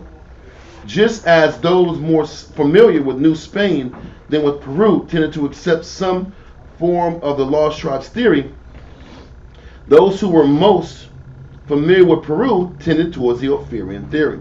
Some confusion over what the Ophirian theory is has resulted from the fact that those who first mentioned the story did not make clear what they meant. Did they mean to say that the Indians descended from people who went to Ophir in the time of Solomon? Yes. Okay. In that case, the Indians would be Jews. I got your whole area a mess, bro. My fault, man. It is a mess. That's great. Yeah, if you could, I appreciate it. So where are we at? It said, did they mean to say that the Indians descended from people who went to Ophir in the time of Solomon? In that case, the Indians would be Jews. Some writers have taken this as a meaning without realizing that there was an alternative. It seems most likely that the writers who referred to Ophir meant to show that in the time of Solomon, the land of Ophir was already settled and named. No, that's not true. The settlement came long before Solomon, and it was a non-Jewish people who settled it. Once again, this is Esau kind of trying to like neutralize the fact that Israel came to an uninhabited land, and that uninhabited land was in Ophir, where they would just bring resources from one country to another. Because if it was a place where people live, why would they let Solomon's men and Hiram's men take gold and just go back home? Why would they do that if it was a habited, civilized country? You're taking their wealth. You're taking their wealth and their natural resources, their trees, their animals, and bringing it home. That doesn't make sense. So once again, you got these scholars that have all these ideas, have all these belief systems, but you have to read between the lines in this literature. But when you saw the Spaniards, you saw the Latino tribes, quote unquote, they were decked in gold. Good. They were decked out. That was what Columbus said. They said kids were playing with rubies like it was marbles. They're like, this is where the Jews are. And they understood that was where the Jews were because they knew the Jews went to this land of Ophir that they knew was uninhabited, but it was full of natural resources. And just to bring out a book on that point. Come out here, guns blazing out here. But sorry, he came out here, he sat down with the book over like this. I'm ready. I got you. I was like, that was right on time. That was power. I'm listening. That's why. That's awesome. Yeah, we got to bring that out yes, right sir. here. I got to take a picture of it. Oh yeah, you got that. I'm pretty sure you got that one already. You know what? I don't. I mentioned Las Casas though. The Bartholomew de Las Casas. I mentioned his name as one of the guys who are somebody that you had to follow. Yeah, and I want to bring just on the quality of gold that you're talking about when they got here. It brings it out how good this gold was. And this is a brief account of the destruction of the Indies, right here from Bartholomew de las Casas. It's not expensive, but I do recommend it. It's a great book to explain the atrocities that was done to the natives when the Europeans got here. It said that they jumped on the people like wolves, dogs, and lions. But in this particular page, on page 10, it tells you that, let me get this part right here. It says 12 of which prodigious number do not yield in all the magnitude to those famous rivers. Talking about how much water was flowing through Hispaniola when the conquistadors arrived, when the Spanish arrived. It says, and all those rivers which have their source of spring from the mountains lying westerly, the number whereof is 20,000. It says that it had over 20,000 rivers flowing in Hispaniola. It says, are very rich in mines of gold, on which mountains lies the province of rich mines, whence the exquisite gold of 24 carats weight. Now this was written in the 1500s. So it's telling you that the Spanish, they had already realized that the quality of the gold was 24 carats. You want that 10 carat crap? It wasn't that 10 carat Chinese gold. It wasn't no Chinese flea market gold. No. You know what I'm saying? That's so When you get that Chinese gold that you get, and you get mad when you try to get some money off of it, and they tell you at the pawn shop, It's just metal, sir. This is just metal, This sir. is just 10. Like you thought you had 18 or 22. You realize you had a fake necklace. They look at you like, Yeah. Yeah. it's just metal, sir. Yeah. They take You take the glass out, they look at it like this. Yeah. Yeah. When he does that, when he said about he puts his glass up, he's like, there's a deep breath, you know there ain't no money in this situation now. Yeah. And then he gonna tell you how much he gonna give you for it. And then you get mad. And you get mad, you walk off, you're like, I gotta get it though. Yeah. You go back and take the deal, He said, I'm man. only giving you 150. That sucks. Man, I paid. Yeah. Anyway, Well. he said the gold of 24 carats weight takes denomination. So he's showing you that that this gold was of the purest quality. So this is a book you can get. You can order it online. Usually only costs about $9.99, but it's hard to read it because of the That's atrocities. old English energy, right? No, not the old English. The atrocities that's done in it. It's such a gruesome. Oh, it gets graphic. It's very graphic. It's very gruesome in what the Spanish did. They would take the little babies, they'd throw them in the river, and then they'll call the babies to them while they're drowning. Oh, Come, little baby, come to me, baby, come. Wow. You know, so they would watch them drown. They laugh, and they would laugh and do it at the same time. So they Right. would call the babies to them, tell them, come to me, baby. But they'd throw the babies in the river while they're bobbing up and down. And then they would take the rest of them and by the feet and dash their heads against the rocks. All of that is in this right here. So when you get a chance, order it. Great book. I'm sorry, I didn't have time. I'm trying to get it. No, I tried. I couldn't get it on there. Yeah, but Okay. La Casas is a hell of a author, and it does go into all those details. And that's a Spanish guy that was able to sit back here. This is how you know they knew who they were going for. They weren't going to the Indies. Well, they weren't going east. It wasn't like this guy was just some horrible navigator and got lost. No. And he was trying to go east. Because you know what's crazy? If he was going to go east, you would have went to a different port. You're not going this. It doesn't even make the thinking doesn't make sense. You could have went from Ezion-Geber or the River Euphrates and got to India. That'd have been a way easier way to get to India. And I want to bring this out because you say he knew where he was going. There you go. Another book right here we I'm got. gonna let you roll for a little No, bit. you man. got- Go ahead. I need to rest and give you a little break. No, man. you got this on the screen. I don't have it on the screen. Okay, you got to get this too. This is Christopher Columbus. Hey, tell them the first one, the one you. Sister asked what the other one was too. Okay. Okay. Can I repeat the name of the book? Okay. Yeah. This is the Bartholomew de las Casas. Bartholomew de las Casas. A brief account of the destruction of the Indies. So you don't have that, get that. Great book. If you're in class, we'll pass it around, and we'll pass it around so brothers can see it. It'll make the prices go up now. Yeah, I know that price is gonna shoot up. Now. You know, it's cheap now because they think, we don't read books. Yeah, but also another great book by a Jewish guy named Meyer Kesherling. This is called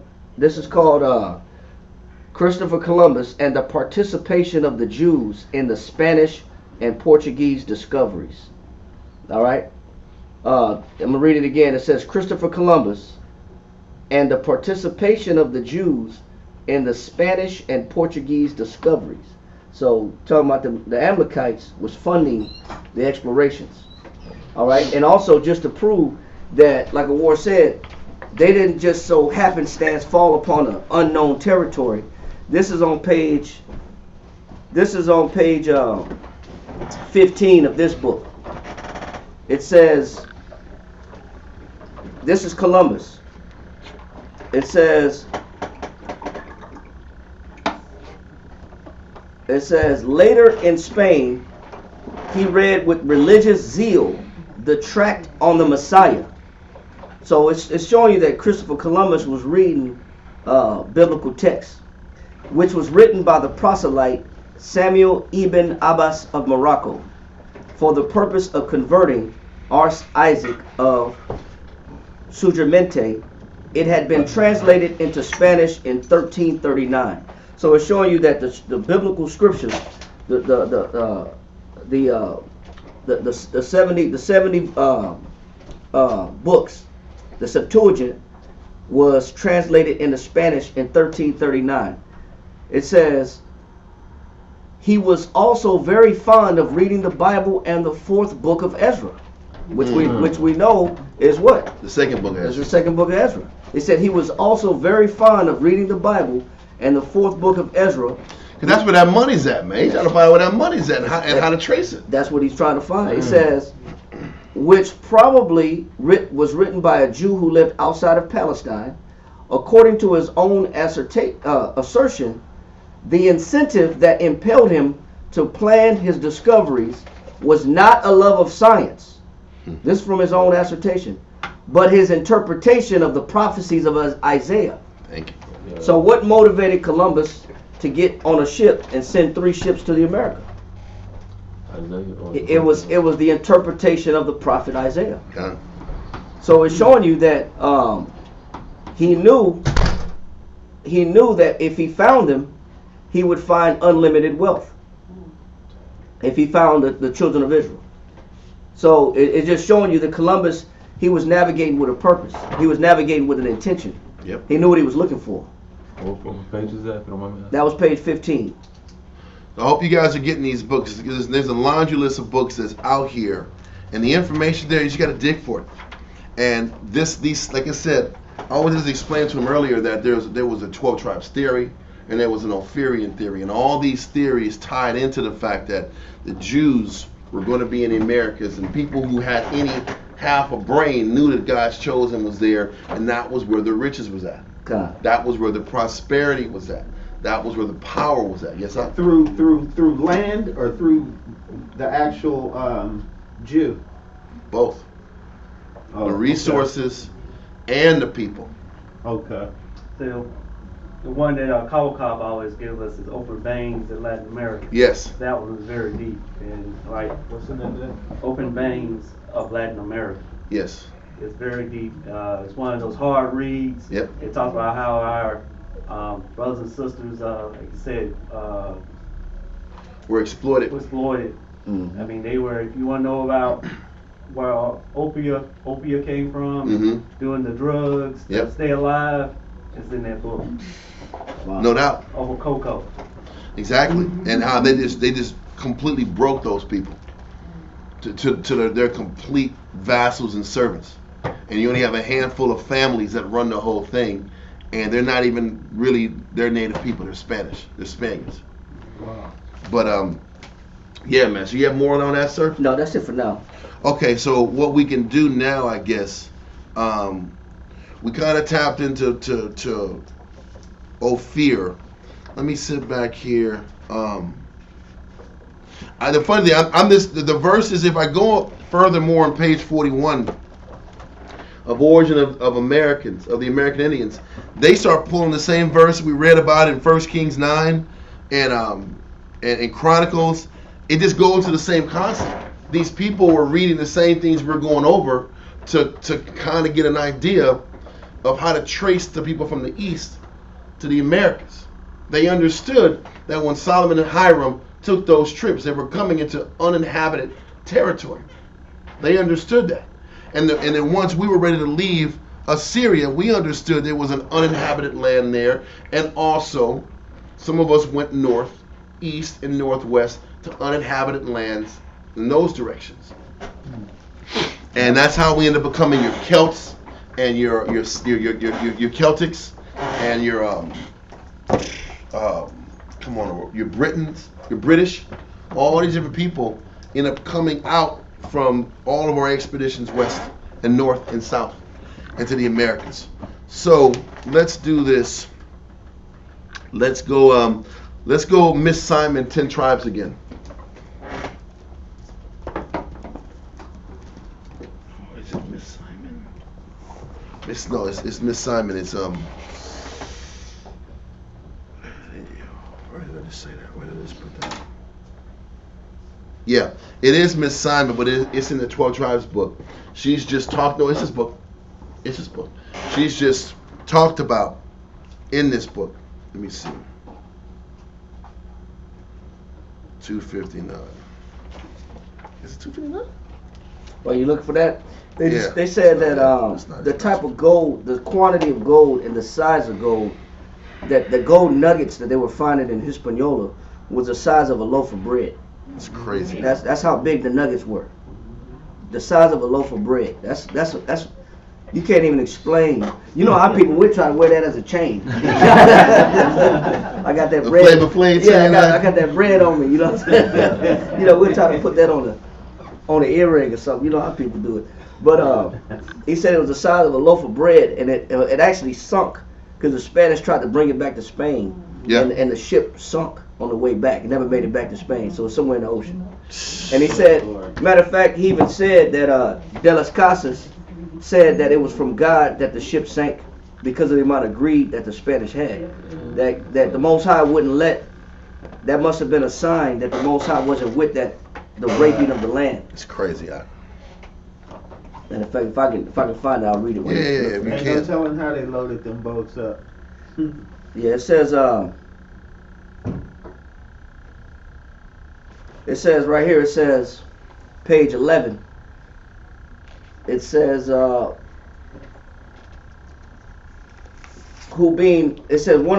took a king, they took an Arawak king, plus the gold, trying to get it back to Spain. And it says, and having first laid waste and desolate the whole region, at last found and took him prisoner. Talking about one of the leaders of the people, the native leaders, who being bound in fetters was conveyed on board of a ship in order to his transportation to Castile. Castile's in Spain. It says, as a captive, but the vessel perished in the voyage, wherewith many Spaniards were also lost, as well as a great weight of gold, among which there was a prodigious ingot of gold, or nugget, resembling a large loaf of bread, weighing 3,600 crowns. It's crazy. Now, I don't know how much 3,600 crowns heavy. weigh, It was but heavy. it's got to be heavy. Hey, you know they had some expeditions in the water. We're going to Yeah. find this lost treasure. We're going to get it. They looking for that ingot of gold. They already got it. They didn't say nothing. Yeah, they ain't say Somebody nothing. wouldn't got it. It said, thus, Jack who stole stuff out. oh hell yeah.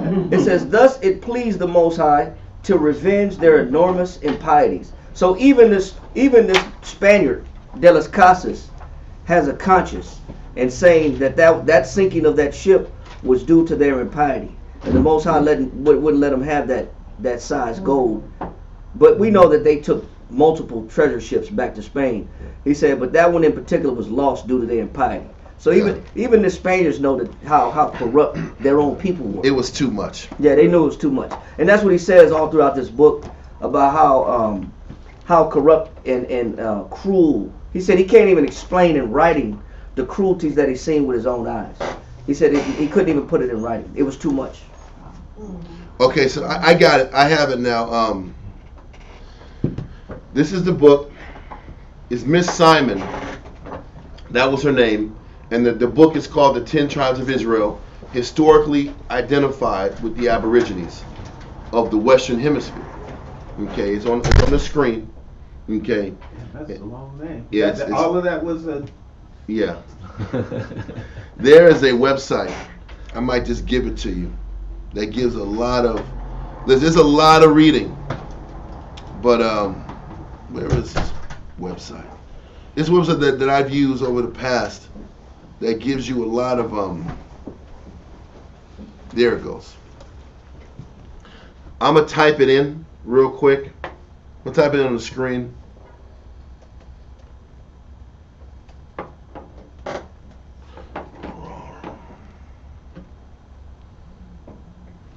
Sorry, here it is. There's no need to keep this thing here. There's a lot of books.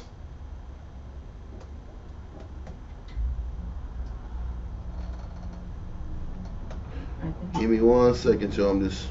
This is a website you guys can go to. I put it on the comment line, and it gives you a lot of history. It's called Oliver's Bookshelf, and it gives you a lot of old writings that deal with this what do you call it? This Ophirian theory and this 12 tribes theory. A lot of writers back in the day, whether it's even at Lord Kingsborough, all these guys have their books and their PDFs. You can find these PDFs on this website. The James Adair book, History of North American Indians. We have that here also. It's plenty of books that kind of go at books of a star in the West that deals with a lot of history of the Native Americans.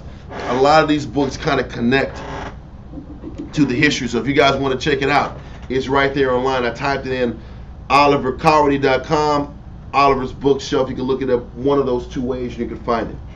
Well, and then one of the books we kind of pulled up is by Miss Simon. In her writing, she wrote, "The Mexican Empire, according to Clavigero, was comprehended between the 14th and 21st degrees of northern latitude, between 271 and 83 degrees west longitude. From the meridian of Faro, the Veil of Mexico was magnificently crowned with verdant mountains whose circumference at their base exceeded 120 miles. It goes back to what Dawiyah says. They sat back and broke down all of Issachar's territory, their land, their mass, their height, their depth, the whole nine. It said it environed by about 40 eminent cities, while innumerable villages and hamlets were scattered throughout the delightful valley, great part of which was occupied by two lakes, one of sweet and pure water, the other impregnated with salt. The Toltecs," observes Clavigero. So like we said, these guys, these writers, these historians, they're breaking down the land, they're breaking down the people. That's what they do. He says, "The Toltecs are the oldest nation of which we have any knowledge, and that is very imperfect. They affirmed that they have been banished from their mother country, Huali La Tlapan, the ancient land of the Red Sea." They're like Issachar knew that their origins were of the Red Sea, and that they were banished from their land in the world, their land in the Red Sea, and that through all these other accounts they migrated through the mercy of the Most High to the Americas. Okay, now we're going to go into another book that deals with Issachar. It's called The Aztecs by Victor von Hagen, and let's see, page 19. There's a couple of them here. We'll do 19. It says, as the Incans in Peru, so the Aztecs of Mexico. They came from the raw, colder zones. By the time the Aztecs emerged as a tribe, or obviously as a nation of people, the best lands were already occupied. They called themselves Tenochas, descendants of the northern tribes. Yeah. You can't even get more clear than that. You can't. They call themselves the descendants of the northern tribes. This was the Aztecs. They knew they were of the northern tribes. And then listen, they're not talking about northern Mexico. They were just their name Tenochas or Tenochtitlan means the land of the north, but they're the children of the northern tribes, and they're making themselves very clearly when they explain this. Tenochtitlan. Khan, like you said it better than I did. I butchered it, but you get the point. I still prove that they us. They family. I might have butchered the name, but they us. They kinfolk. That's a damn shame. No, and that's the thing. But it says descendants of the northern tribes in their search for land, they had to run the gamut of numerous other peoples already settled and who disputed passage by them. Let me see. Oh, based on how they got there. Yeah, and how they got settled. It says the Indians, of course, were Jews, one of the lost tribes. Page 24. One of the lost tribes of Israel. There are many labored tracts on this theme written by the first padres in America. One Fray Diego Duran, the rational part of whose pioneer work in Mexico is used often in this book, wrote that the supposition is confirmed. These natives are the 10 tribes of Israel that Shalmaneser, king of the Assyrians, made prisoner and carried to Assyria in the time of Hoshea, king of Israel. It says, then another one, anyone he wrote, he says, could see that the American savages, which was the Native Americans, were in reality Scythians. We talked about that earlier, how the Scythian people originated, were the same people that were in the Americas in the Western Hemisphere. They just were Israelites that went north, migrated north, versus migrating through the Euphrates River. Okay, so Issachar, the 9 that had tribes were referred to as Scythians also. And then as they became Scythians, they were known as Scythians, they ended up branching off and changing their name to Tartars, Cimmerians, because once they were Scythians, the ones who went west into Turkey called themselves Cimmerians. And those guys stayed in Galatia, Corinth is in Greece, Galatia, Ephesus, Pergia, all those areas where the ancient churches ended up being during the time of Paul. Most of Paul's voyages was up in Turkey, a little bit in Greece, Crete, and eventually down to Rome when he was arrested. But most of where his teaching was where our people scattered after we left Assyria. Now some of us left Cimmeria in Turkey and kept going westward. And then at all these places that we went to, we ended up changing our names. Whether it was the Scythians, Tartars, the Native Americans and Mexicans, Southern Peruvians, we just kept changing our names in different locations. The only way you can kind of find out is our ancestry, our history, our dress code, how we carried ourselves. That was how you had to put 2 and 2 together.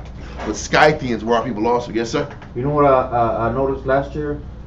That the Issachars, their music, they call themselves norteños. Yes. Yes. And it's always been like that. That's but crazy. I didn't realize to me until last year. That's crazy. Right? People of the north, Yeah. northern tribes. Right. That's And crazy. you're in man. the South, you playing music, but you calling yourself norteño. That's what I'm saying. Doesn't make sense. Right? That's crazy. Because they're the people of the north. Yeah. But they know that, but this in their culture, they just don't know why they call themselves the people of the north. Yeah. That's a great point. Tenochas.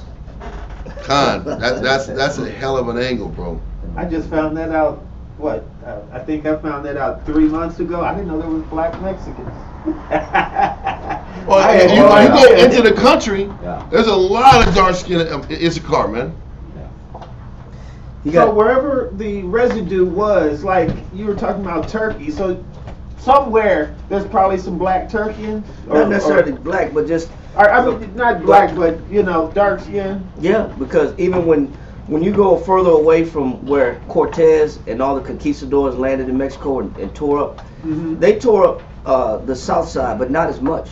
Like in the areas of Oaxaca, you go to Oaxaca, Mexico, on the Pacific side. No, they're still indigenous. They still have their own of their own language and original culture, because they didn't get completely sabotaged and decimated like some of the Central Mexicans did when they when Aztecs did when they first got there, or the Mayas did. They got a lot of them got decimated. Their numbers were completely demoralized. But when you go to the western side, which is Oaxaca side, on that coast side, there's still brown-skinned, dark-skinned people that fish off the land. They fish, they hunt, and they don't have the Spanish influence so heavily. So the Spanish landed on the east side of South America? Yes. Okay. South America, Central America, where those, when you look at those navigations of what Columbus would do, he would leave the Canary Islands and then take those currents that would shoot him straight over to the Gulf of Mexico, to Hispaniola. Oh, okay. Then they brought cartographers and map makers with them, and they started riding along the coast to navigate the coast to map out the coast of the Americas. Plus, on top of getting the indigenous territory of the bigger areas from the natives that they were taking over as well. So when you look at slaves did go to that area as well. That's where you got Belize. Belize is some slaves went there as well. That was a coastal slave port. Anywhere where those underwater currents, they call them underwater beltways, that will shoot you from the east coast of Africa straight over to America. I mean the west coast of Africa straight to America. Right. You know, one is in Florida, one is in the like Puerto Rico, Cuba area. One is in Central America, where Panama is, and one is in South America. Wow. Where they call them underwater conveyor belts. That's who Ivan Van Sertima calls them, underwater conveyor belts. And if you don't have his book, also that's a great book as well. He was showing that the West Africans were trading with the Americans, the so-called Americans, before Spanish got there. He said their name for gold in West Africa was the same name for gold here in the Americas. It was called guano, or guana. Oh, yeah. And when you actually look at this book right here, what the Spanish said that the natives called the gold, they called it let me see if I can find it real quick. Guanica. They call it guaneca. No, let me say that right. Guacanagira. No, I said that wrong. Hold on. That's close enough, man. Shoot. That's a dang good I'm trying. Shoot. They call it Guacanagari. Guacanagari. That's good. Guacanagari. Con? Yes, a con. Yeah. So it just show you that they had the same name for it, for gold, which was guano or guana in West Africa as well. Showing that we already traded with each other prior to the Europeans ever getting here. That's what he says in They Came Before Columbus in the Ivan Van Sertima. That's another great book. We do have that as well. I don't know if we have it out. It's in the back. It's another great book. What was the name of that? They Came Before Columbus. And also just on a news level, on the news article level, they have this situation in New Mexico. It says inmates using Aztec language to speak in code. So the inmates are using Aztec language. They're speaking. So the white man can't figure them out. They're tripping out. They're flipping out because they can't. They're going back to their origins. They're going back. They're speaking Aztec in jail, and so they're having a hard time dealing with them. Disturbing new trend is emerging in New Mexico prisons. It's corrupting an ancient language and frightening officials. They're frightening officials. You're speaking indigenous language and you're scaring us. We're scared. Yeah. Talking code. Action Service reporter Amberly takes us behind prison. We've never done this on Sport 2 class before. You gotta play his voice though Learning every from the time. State Corrections Department in Santa Fe, prisoners are using the ancient Aztec language to build a new empire right inside prison walls. Letters being sent in, sent out from the streets over phone calls. Captain Lytle says inmates are using the Aztec language called Natal, also known as Nahuat, to communicate among each other. His staff recently confiscated a letter written in the Aztec language and translated it. Dear brother soldier, the Constitution that is written in stone. Okay, He we says got it. this letter has sparked an investigation. Okay, there we go. But it's the same thing. Or people are still tapping into their indigenous roots and it disturbs these other people out. Yes, no doubt. But they can't control them. They can't control that. And that's for crime. We don't advocate crime, y'all. Murking people and doing jail stuff out, Sending hits. Sending hits on people. This is just for knowledge purposes only, guys. Right? This is just understanding about the culture, right? Okay.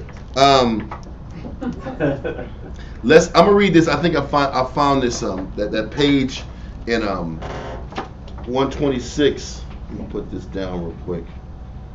I've been looking for this page the whole time. We talked about it already, but it says if such reasoning is true, it would be, of course, it would of course be impossible to discover which people gave rise to the American Indians. So they're trying to figure out where did these American Indians come from. Okay, they said the best one could do would be to assume that the unknown tribe or tribes from which the Indians descended from, more or less, resembled the tribes which currently live in Tartary. Tartary is Scythians. So they're saying that they're trying to figure out where the Native American came from. The people of the Tartars closely resemble the Native Americans. So let's just say they came from them. But the best way to look at it is to say they both came from Israel. Okay, and they both left the land of Assyria at around the same time. They just went different directions. They said this argument had the same effect as Acosta's hint of cultural autochthony. And they said that is, it would make, wait, is that where I read earlier?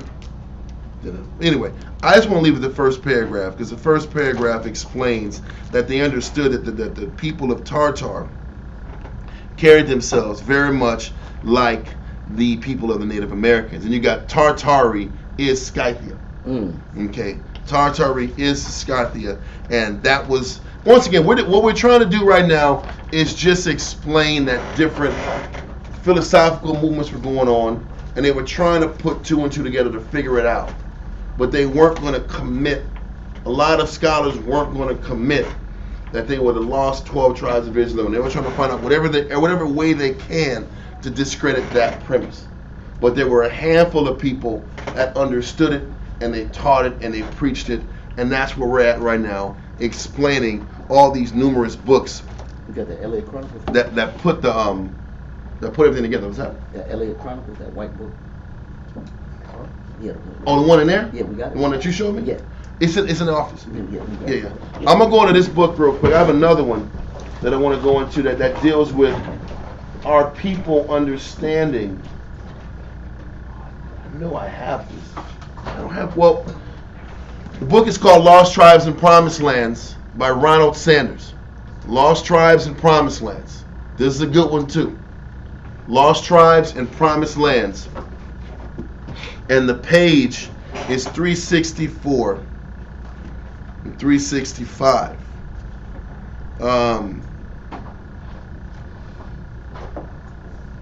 364, 365.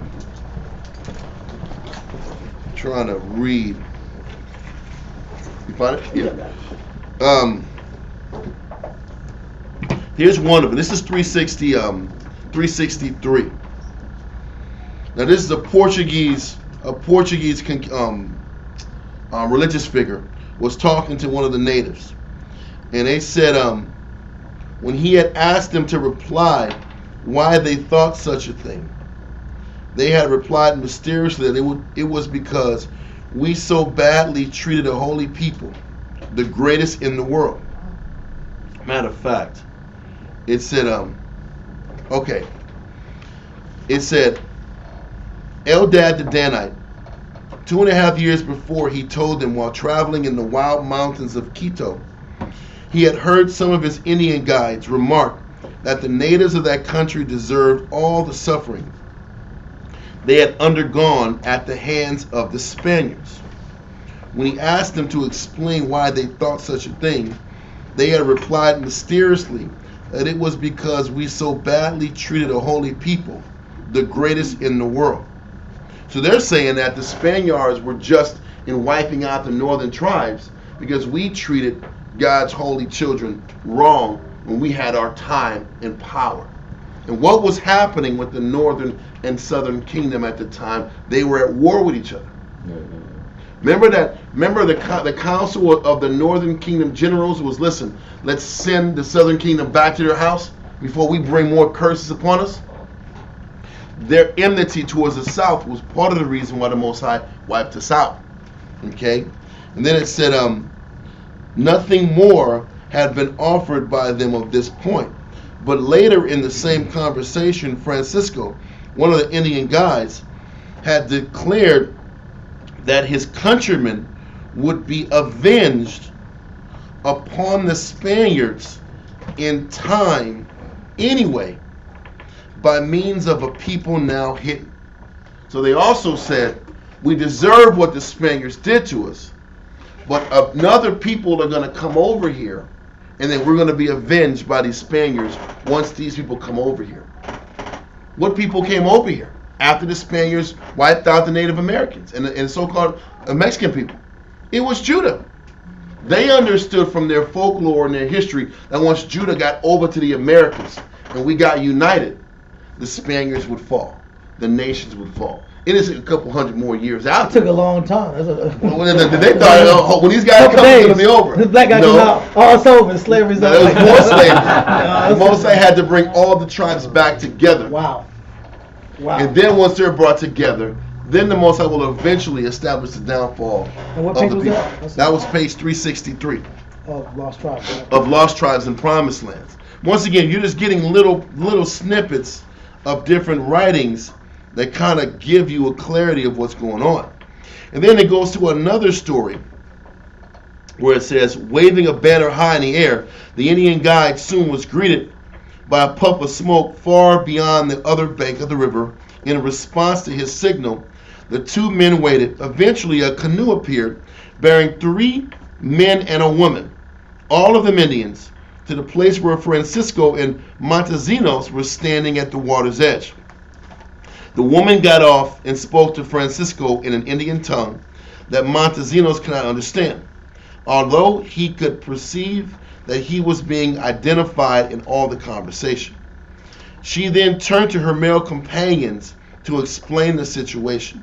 Upon hearing her words, they rose and went over to Montesinos, and to his utter astonishment, saying, Shema Yisrael Adonai Elohim Adonai Ehad.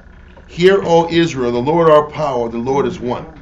They had recited in Hebrew the fundamental credo of Judaism.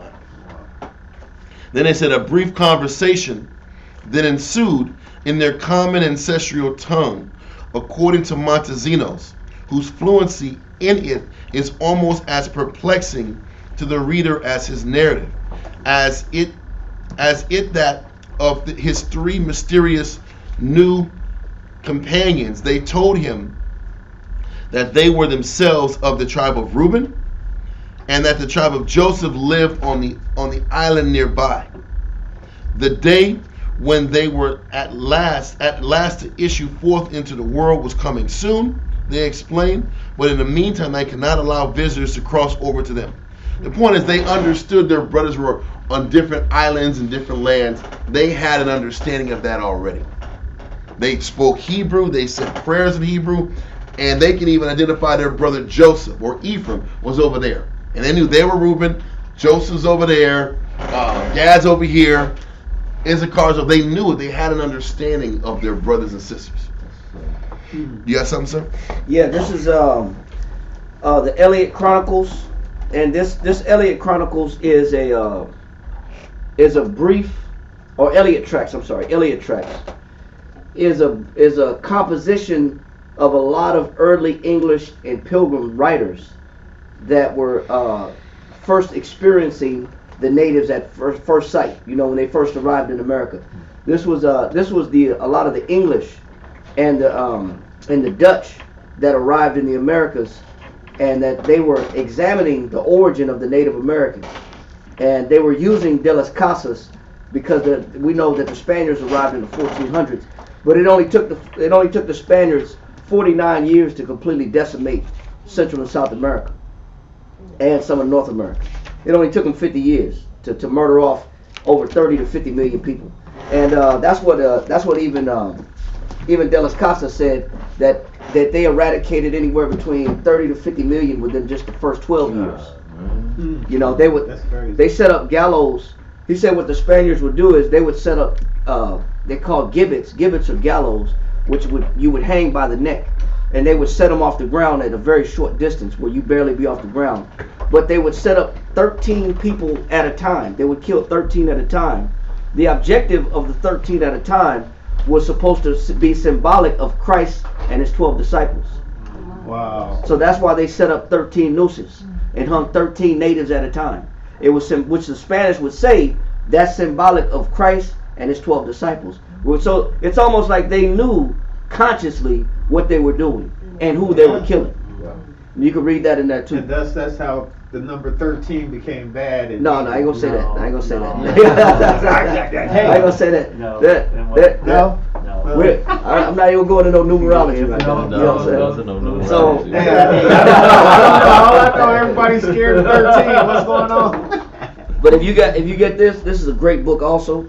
It's called The Eliot Tracts.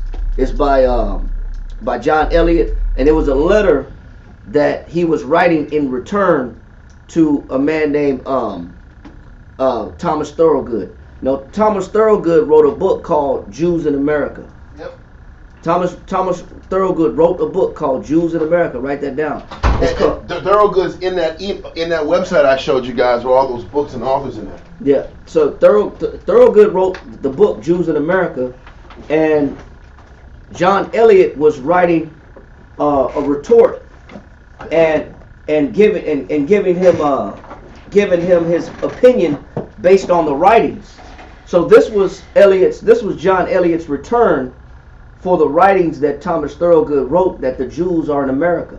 And this is his answer and his response to Thomas Thorogood. It says, the learned conjectures of Reverend Mr. John Eliot, so obviously he was a reverend, touching the Americas of new and notable consideration. Now keep in mind, this was written around 1660. So this is like the Pilgrims at this point had only been here for 40 years. But the Spanish, of course, had a 100-year head start on the English. But this is what he wrote in return to Thomas Thorogood. He says, Sir, by reading your book entitled Jews in America, or Probabilities that the Americas be of that race, the Lord did put it into my heart to search into some scriptures about that subject. And by comparing one thing with another, I thought I saw some ground to conceive that some of the 10 tribes might be scattered even thus far into these parts of America, where we are according to the word of God, Deuteronomy chapter 28, verse 68. So what is he quoting from to confirm that these are the Jews? Deuteronomy 28. Yeah. He says, I wrote unto you these weak meditations about it, according as the straits of my time. He says, what it is, he says, I wrote to you, but my time was short, so my letter wasn't long. He said, I'm sorry that my letter is short, because my time is short. So what he says, and my manifold employments would give way, that there is a great distance of place betwixt us, and I perceive it was a long time ere they come to your hands. He says, so he's apologizing for writing such a short letter, and it taking him so long to respond to the letter. He says, though the Lord hath scattered the 10 tribes into corners, and made their remembrance to cease among men, as he threatened in Deuteronomy 32 and 21, insomuch as they are lost, and no man knows where to find them, yet the Lord had promised to bind them up again, and to gather together those dry and scattered bones, and bring them to know the Lord, and to be known, and acknowledge them among men again. He that can gather together the scattered dust of the dead bodies of men, and raise them up at the resurrection, he also can find the lost tribes of Israel. Wow. So what is he saying? He's saying that he understands that I'm not going to read the whole book. You gotta get it when you get a chance, read it yourself. But he understands through the multitude of evidences found both by Thomas Thorogood and John Eliot, they're confirming that the natives are the Jews in America. And when you get a chance to read the book, just a few of the evidences that he used, he said that they were circumcised and that they would use a sharp stone, just like the law had said that you're supposed to use a sharp stone to circumcise men and women. Now, who was circumcised on all the earth? Who had the law of circumcision? Jews. We did. We had the law of circumcision. So that was one of the main evidences. He also said that that when the women were unclean and they're on their cycles, they would go into their wampanogs, their tents, and then they would isolate themselves for 7 days until their time of purification, and then come back in. And the men wouldn't deal with the women on their cycles. He said also that they didn't eat any pork. They abhorred any swine. Yep. So they didn't mess with no swine. They didn't mess with no chicharron and no pork skins and no tripas and or not tripas, but that's the cow intestines. Yeah. But the chitlins though, or the hog head, they didn't mess with no pork at all. So there's evidence. There's a lot of evidence in. He said also the evidence was in the fact that they followed their superstitions and their idols. That's us all the way. Because they did bring their idols and their superstitions here to the Americas with them. And here's a picture. Here's a picture of some of those large blades, those stone blades right here. It's the book's called "The Indians of California," right here. And I just show. We can pass it around, but it's page 64. It shows a real long, sharp blade. It says the large ceremonial blades of black and red obsidian. So the large ceremonial blades of black and red obsidian. So just showing that the natives were using these rocks. They were chopping stuff off. They were using them for the circumcision. Yeah. Which is the law based on the law that you use a sharp stone to circumcise. Yeah. Can I ask you something? In that book, Elliot Tracks, is there anything about Turtle Island? I don't know if that was true or not. I've heard that several times, that when Columbus got here in America, there was a flag flying 1,000 years before he even got here. And it was by, and in fact, and I seen it, it was when Miss Clinton was talking in the White House. They say they have all their artifacts in the White House down in the basement. She was talking, she had a conference in the basement, and it's it's a green, black, and yellow flag. I might be wrong about the order, but it was green, black, and yellow. And supposedly it even goes as deep as before George Washington was the first president. They're saying the first president was a black dude by the name of John Hanson. That's a whole other world, bro. Yeah. That's a whole other world, and it's very hard to go and prove all that stuff. Yeah. So we kind of stay away from it. But I did see that they have a whole basement full of stuff in the White House. I believe it. And There's a whole lot of stuff in the Vatican too. Oh. They have pictures and everything, I believe there's a lot of stuff they don't tell you. Right. But because they don't tell you and we can't prove it, we kind of stay away from it. Right. We try to stay as much as we can to keep things and prove it. Prove all things. That's what the scripture says. So we try to stay in that realm. Because we can start talking about, there's different theories about Abraham Lincoln and all they do most of the time is they use old manuscripts talking about when they're describing these persons or peoples as swarthy, and they'll use the manuscript to say this guy was black or this guy was black. You know what? Maybe not, but I'm not going to sit back here and sit back and go on wax and say, yeah, for 100% fact, this guy was this. Because that's when you kind of get into these debates that are not necessary at all. Let's talk about how the righteous are going to get saved versus arguing about Hanson and all these guys and all the 10 black presidents. Yeah, I've seen that pamphlet. For me, I got the book. Yeah, and then listen, I really wasn't into it when I saw the pamphlet. I was like, it's not even a book. You give me a pamphlet. It's called a book. And it's like, you give me a pamphlet. I got to change my whole philosophy. And it's squiggly and it's moving like this. And it's like 15 pages. I'm like, it's so thin you can use it as a bookmark. It's so thin. And the pictures in there, it's like, maybe, I don't know if this is the right guy. I'm like, the brother played the saxophone. I need a little more proof. What's that? He played the saxophone though. And and after they'll say something, I'm like this. Thank you, brother. In Cali, you get all kind of pamphlets like that and information, and you look through it, and it's like, this could be true, but am I going to be confident in trying to go with somebody toe to toe off a pamphlet? It's kind of hard, bro, and that's why with those kind of situations, I'm not saying it's not true, but. And those pamphlets are like really thin too. They're not like real. Can you give me a hardback book, bro? If it's hardback, you might convince me. Right. But the production guy, can it come from a legitimate production place too? Let me stop. It can get deep. These are real things that go through your head when you're giving information like this. Right. Because With a grain of salt. Yeah, he's like, maybe. I'm not gonna say it's not. I'm gonna say I don't have enough information yet.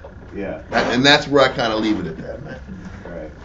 But I get it. I get it. Where are we at? There's a lot. Listen, we can read this for days. I am going to go on a couple more, and I'm not going to make this 4 hours of just reading a bunch of different books, which is cool with me. But I kind of let's do the story. Let's do page 8. Page 8. I thought this was a good one. It says, the following is from Alexander's Messenger, published many years ago in Philadelphia.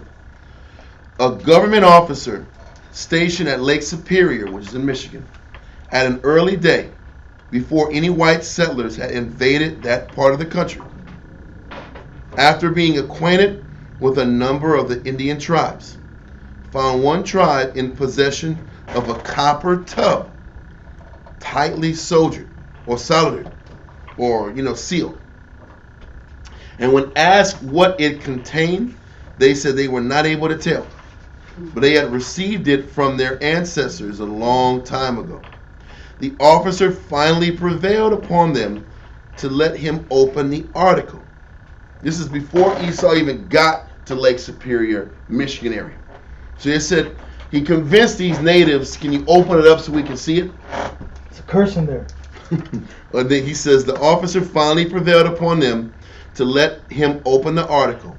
And when he did so, he found it filled with parchment, with inscriptions that could not be read. But by sending the parchment to Washington City, which is before Washington, D.C., obviously, where it was examined by competent Hebrew scholars, it was declared to be part of the 5 books of Moses. It's crazy. This was in Lake Superior, and the natives, they couldn't read it, bro. They didn't know. They didn't know what it was. It was sealed, and they weren't trying to read it. And he says, here we have another link in the chain, proving that the Hebrews were here many years before the white man came to this continent, and that the present North American Indians are their descendants. I was like, my God, they had a sealed tub that had Hebrew parchment, and all they were relying on was stories and folklore, because they weren't going to read the Bible. If you want to keep the truth hidden from one of those 12 tribes, what do? You put it in the book. We will farm, we will chase buffalo, we will sit back here and work, but we will not read. And it kills our people. As a nation, that's where we're at. We'll tell stories, sing songs. There's a lot of books that talk about how we express communication and history through song and through dance. That's us, man. We're gonna dance, we're gonna party, we're gonna barbecue, we're gonna sing songs about our history. If you want Israel to remember their history, you gotta put Little Baby on there, right? Let him rap out. Let Little Baby rap some history out, and we will know the history. Put it in a song. And you put it in a song and put a prominent rapper out, and then put a fire beat. We will memorize the lyrics, and you will never forget those lyrics. We'll know it for 300 years. It's stuck. It's a generation to generation. Play this song, son. This is history of our people. Do pop, boom, boom, boom, pop. Yes, we got it. We know the history. We remember. I get it. I remember the second set of 16 bars was fire. Remember this? See how he set it up like that? But if you remove music from the equation, you're like, I don't understand this. It's too much, man. I don't want to read this. If it's too quiet, I ain't got no pictures on there. I remember I was Jake. I was like RZA said in 50-55, they captured a tribe of men and pounded them in a pen 50 feet high. It took them on a 9,000-mile ride. It took them on a show they'd never seen before or read about in the ancient books of war. I'm like, I remember that. I'm like, it's in his brain. I'm like, man. And you know what? And that man said nothing in that set of lyrics. And his lyrics that he could do nothing with. What can you do with what he just said? What can you do with that? That's prison ball. I'm like, something's going on. There's something happened. Something happened. Listen, how can you use that in today's society? That prison bar right there. That sounds deep. That's what it is. It's just lame talk, guy. Something happened. Something. 50-55. What was all that? 50-55. They captured one tribe. I'm like, wow. Oh my God! He just wanted to say words that fit into a sound. That's all he wanted to do. But that proves the point. If it's a lyric, it's a song. If it's a beat, and you put it all together, you got us. But you make us sit back and just deal with quiet and just words. Oh man, it's over, bro. It's nap time, man. I'm telling you, I don't want to go into a tangent, but that's our people's problem. And whenever we start getting tired and lose focus, how many times do we push back and keep trying that? Most times. Oh, okay. Yeah. Well, most people don't, though. You might do it. Most people don't. No, I mean, what? Push back from I'm talking about push back to sleep. Oh, no, I thought you meant like push back the book. Okay. Yeah, okay. I was like, this guy is like, oh no. This guy is just reading books every day. I got it. Next one. You see, I did the wrong way. I went from the back to front. You know I'm wrong. I got the book. I know it. At least go from forward to back. Right to left, right to left. Listen, but our people, we don't fight past the tiredness. Right. I'm just saying this just to know. It's just like a muscle. When you work out, when you first go to the gym and you go on the treadmill, you're not going to be too successful. You get on the weights and you start doing incline and bench and all that stuff, you're going to look really weak. You're going to feel weak. It's like when you feel weak, when you're reading books and you get tired and you get caught. You ever like read books and like you just keep reading the same line over and over again? You're like, what the hell's going on? This is the Spirit telling me to stop. Yeah. No, this is not the Spirit telling you to stop. It's lock in and focus more and get past it. Yeah. Is that what you do? When there's anything that you love to do? No, if it's something you love, you keep working through it, right? Mm-hmm. Then as a nation, we got to be better at studying and learning and reading. It's the same concept. Amen. Can you push back? Can you keep reading? Okay, I might be the last 10 minutes when I'm reading. I'm going to keep pushing until I get 20 minutes, and then 30, and then an hour. Mm-hmm. You don't really get the understanding in topics until you push past that sleep spirit. Right. Have you ever pushed past and then you're awake and you're focused and then you're zoned in? That is when you can get the understanding in. You got to push past it when you're doing like this.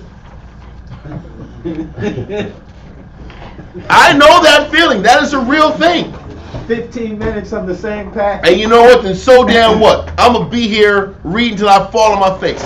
Right. That's the mindset you got to get to. I'm going to read the same damn page or the same damn line until it snaps.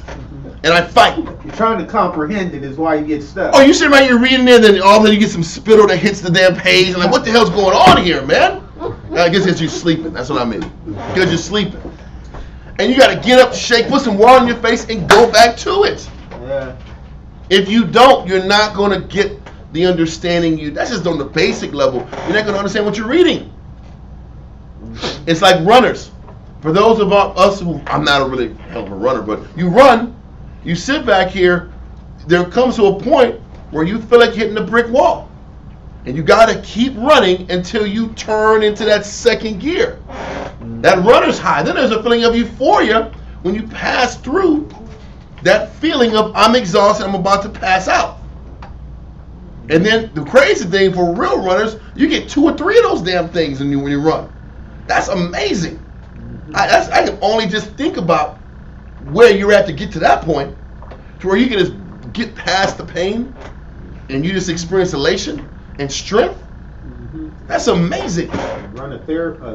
The marathon runners, like I said, 100 miles. I mean, I've done it in like lifting weights a little bit. You're like, woo! You feel a little bit in lifting weights, but running, I can't even fathom it. My joints be on fire. I weigh too much. And that's my excuse. See, I already got it. See, I'm a sprint. I'm a short distance runner.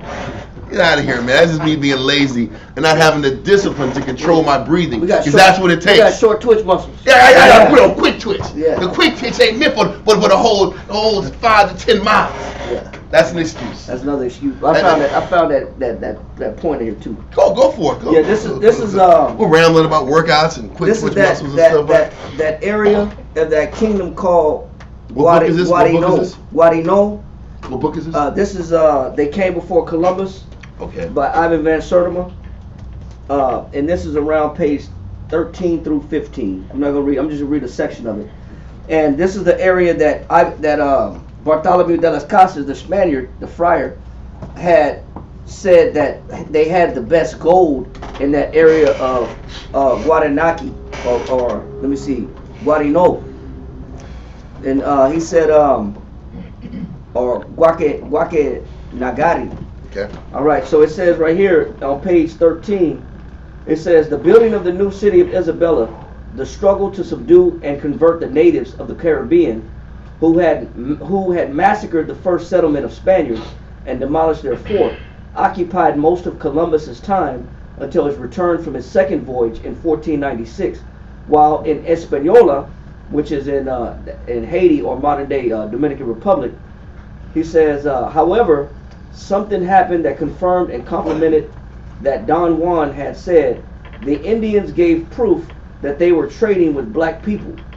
They brought to the Spanish concrete evidence of this trade.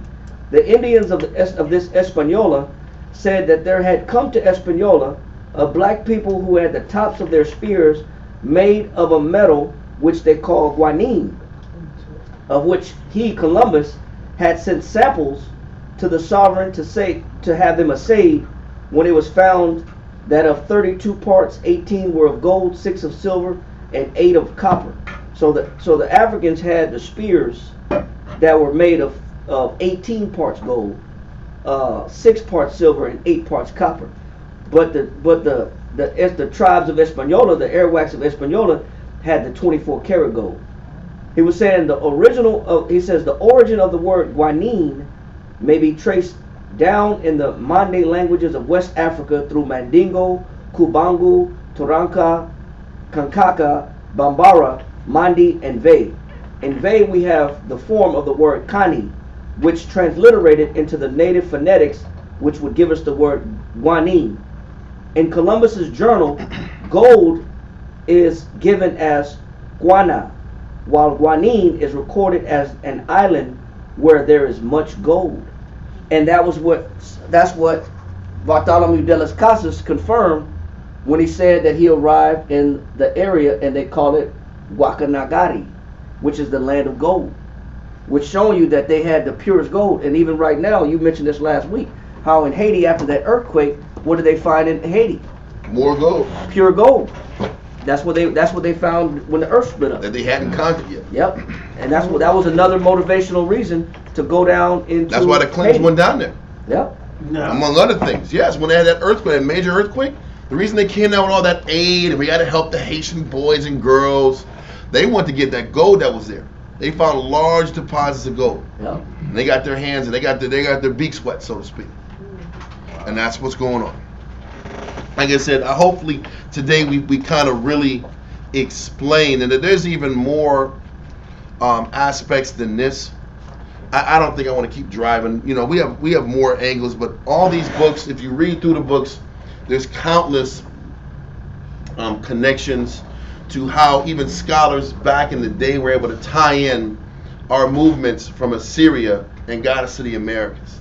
Other writers were able to sit back and tie in our movements from Assyria to the land of Scythia. Matter of fact, I'm just going to briefly talk about this. I'm not going to, I don't think there's going to be enough time. I don't want to go too heavy into the breakdown of where we migrated. Well, I don't want to keep going into America. I think we got the point of dealing with America and how we got to the Americas. Are we clear on that to a degree? Yeah. Maybe what we'll do is we'll just tie in the last part. So now we sit back here. If you look up on the screen, if you guys can check back on the screen, it'll help. Now we're looking at this screen. Now the green area is the Assyrian Empire. Now all the times are kind of messed up because this is the Assyrian Empire in the 800s. So this is way before they hit their apex. Okay? So now you're looking at the green, for the most part, still was there by the time we got captured in the 700s, 722. Now you see that land Ecbatane is in the light green. It's to the right of the dark green. Ecbatane was the land of the Medes that we kind of explained in this image. Yeah. You see Ecbatane was the Assyrian Empire in 700 BC. And it was the era where we were being shipped out to in the land of Media. Okay? Now, let me see. I got to do some talking now. Ugh. So now, we got captured and put in locations all the way in Media, and we were also in the land of Haran and Gozan. Now, it will make sense that the people that were stationed in Haran and Gozan, at least a portion of them, would go down through the Euphrates and make their way through the Persian Gulf, under Africa, under the Horn of Africa, and to the Americas. That would make sense. But the people that were all the way in Ecbatane and Rages, that was under the Caspian Sea near the land of Media, they didn't have access to that river. So where did they go? Right? So it makes sense that they went a different direction. We all know that Israel wasn't united anyway. So the people that was operating in the west were going to be operating in the east. So now we're dealing with making proper guesstimations. Okay? Now we're dealing in guesstimation territory. I'm not going to sit back here and and say this is an exact operation of how things happen, because you can't really get exact in this situation. But you can put two and two together and use common sense and say these people that were out in the east in the land of Media didn't do the same thing that the Israelites that was out in the west that made their way through the Euphrates and worked their way out. Okay? It's just hard to prove that and justify that's what would happen.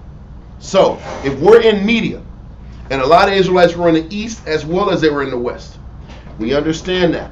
Now we sit back here with this mental image in mind. We go back to this other map that I showed you a second ago. Now, the kingdom of Urartu. You see the kingdom of Urartu, which is above the Assyrian Empire. That kingdom was still there, even in the 700s of the Assyrian Empire. Okay?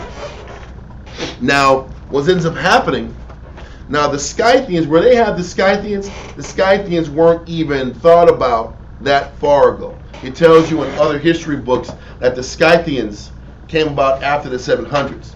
But they know that the Scythians were there, and you see those Cimmerians, they're west of the people of Urartu.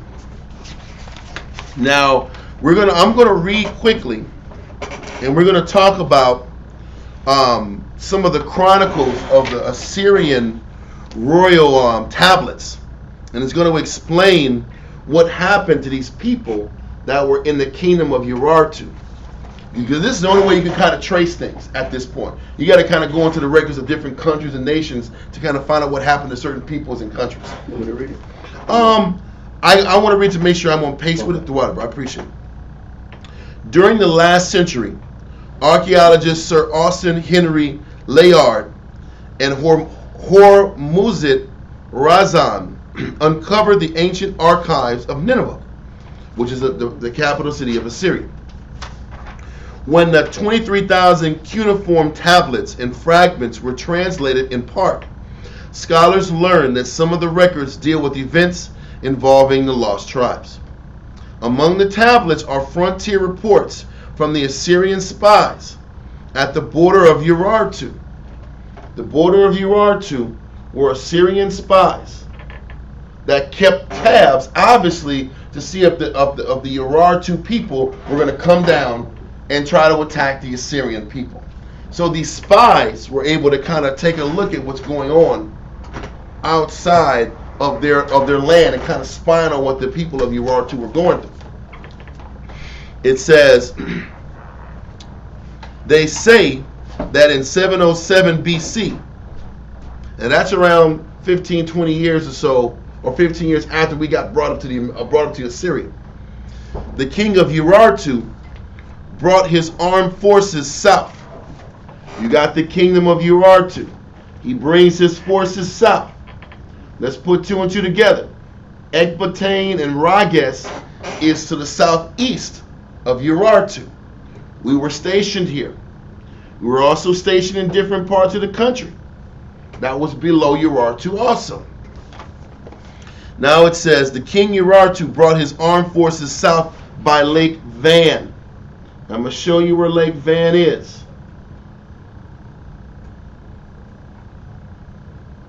Is that Lake Van? No, that's not the one for Lake Van. Give me 1 second. I have that image. I just got to find it. Oh, that's not it.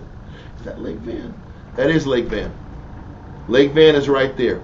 It's as you go. It's below Georgia and Azerbaijan. It's above the Iraq title at the bottom. Yep, it's above Iraq, but it's below Armenia, Georgia, Russia, and Azerbaijan. We know all those countries are connected to Russia, present day.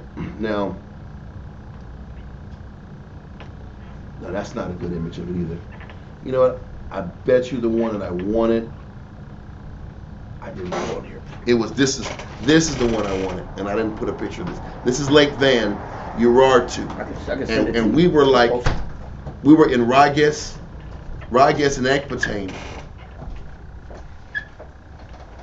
I'm gonna shoot it to ISB. Or just put it to the isbhpk, and then we can sit back and kind of put this and connect it on the screen, so you guys can kind of follow where we're going.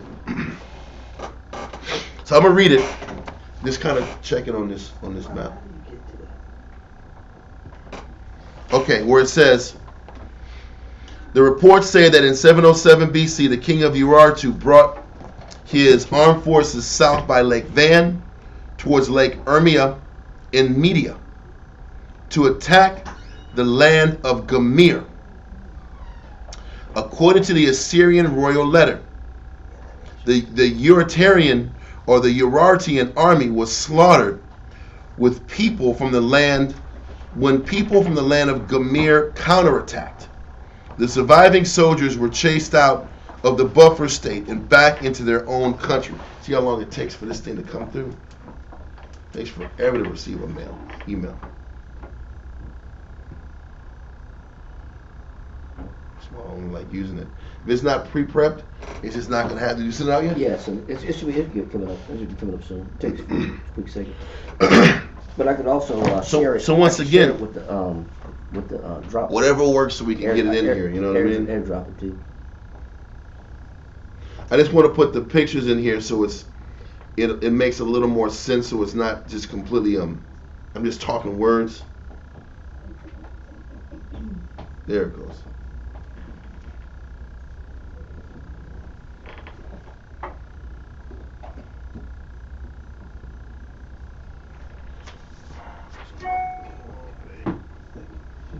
There's always something wrong. Oh man.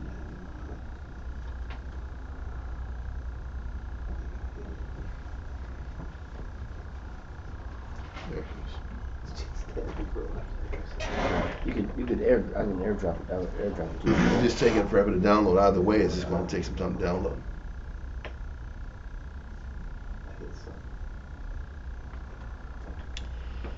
Salakia, y'all just downloading this internet. I don't know what is going on with this internet. Anyway, I'm just going to read it again. Hopefully it'll pick up and download. The point is, there was a war, and the army of Urartu, let me try to use this real quick. Army of Urartu was, I'm going to migration patterns. Okay, well, I'll just use that while you look for that. So the kingdom of Urartu is at war with a people that was referred to as the Gomerians. Okay? Now it said, at the moment the spies expected the land of Urartu to be conquered by people from the land of Gomer, another report confirmed that the army suffered a complete rout. The Urartu army suffered a complete rout in the conflict. 9 of their governors were slain with the king in full flight. History shows that the Uraritans lost their country, and the initial battlefield, located southeast of the land or Lake Urmia, southeast of Urmia, which is in an area where our people were located in captivity to the Assyrians. And it says, shows that the Uraritans lost their country, and the initial battlefield, located southeast of Lake Urmia, involved the house of Israel. In the buffer zone, the Bible calls the cities of the Medes. So these Israelites that were in these buffer cities end up fighting the people of the kingdom of Urartu, and they were referred to as the people of the land of Gomer. Then the question kicks in, with the lost tribes of Israel also known as the people of the land of Gomer. And then it says, previously the Assyrians labeled them Beth Kumri, which means the house of Omer, or I'm sorry, the house of Omri. So they said the Assyrians were referring to the Israelites as the house of Omri. Omri was the father of who? Do y'all remember? King Omri was the father of Ahab.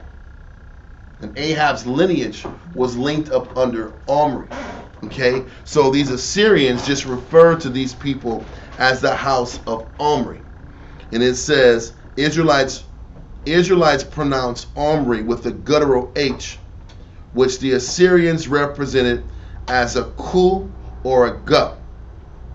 So what they're explaining is, they're explaining how different languages and communication tied in the original name Omri to ku or gu, like Gomerians or Comerians. So when you sit back here, and even on the map, you'll hear of certain peoples, the people of Comeria spelled with a C or with a G. Yep. Okay, so the Gomer was it's the same people though, okay. But these Comerians or the Sumerians come from the Assyrians calling these people the house of Omri.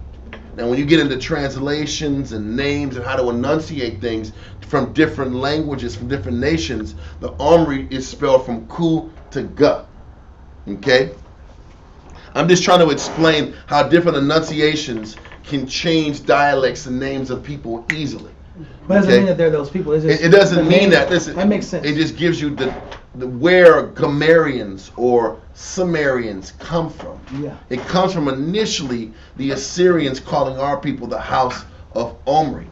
So obviously we're being retitled, reclassified, renamed, and over time with different languages and dialects, you all of a sudden get Gomerians. You can sit back and Google Gomerians or Sumerians, and you'll see that they say these people came around the scene around 700 BC as well. So Scythians, Gomerians, they all came around the scene around the same time we got captured by the Assyrian Empire. Oh.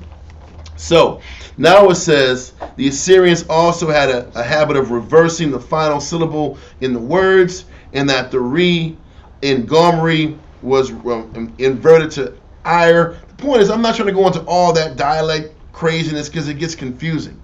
But it says, linguistically, the names Gomer, Gomera, Gomera are derivatives of Omri. Our ability to keep track of the numerous name changes is essential for studying the lost 12 tribes of Israel. In circa 700 BC, according to the two buffer zone theory, the tribes of Gozan buffer decided to pack up and leave. So the people of Gozan, the Israelites that was in Gozan, they left. You see Gozan on the screen? They went down and went through the river, Gozan, and connected to the Euphrates. Some of these people left and went down the Euphrates, but you can also read about some of these guys went northwest. All the Israelites didn't go down to the Americas, to the Euphrates. A lot of them did, a lot of them didn't. The book only holds 20 people. That, and just the fact that Israel is a bunch of individuals. Yeah, that too. How about that one? Yeah, mostly, Israel does what the hell they want to do. Mostly it's that. So mostly it's that. So some of them went down the boat, some of them went northwestward, and northwestward ties us right back in to Turkey. Oops, I had it. Some of us, so we went from Haran and Gozan, we went northwestward to Samaria, to Turkey. Others went from the land of the Medes and went upward to the land of Scythia. Yeah. This is the whole point I'm trying to bring out. And then when you take this kind of concept and then you tie it in with scholars even in the Origins of the American Indians and these different books, the 10 Tribes book and all these books, and even James Adair, where they're saying the Tartars or the Scythians are very similar in how they carry themselves. See, this is why I don't even mess with it sometimes, because you got to really do a lot just to get this. You see, now I got to find a way to twist it or switch it. It's almost not even worth it, man. If you want to turn your head to the side, Turn your phone. or turn your phone, that's better. That's me being an idiot. I'm like, how do I turn it like this? Yeah. Listen, you'll see that. Or you can turn it to photos and then turn it. I know it's a whole lot of work, bro. It's hard to sit back and teach Bible angles and do this at the same time, huh? Or we'll do another one.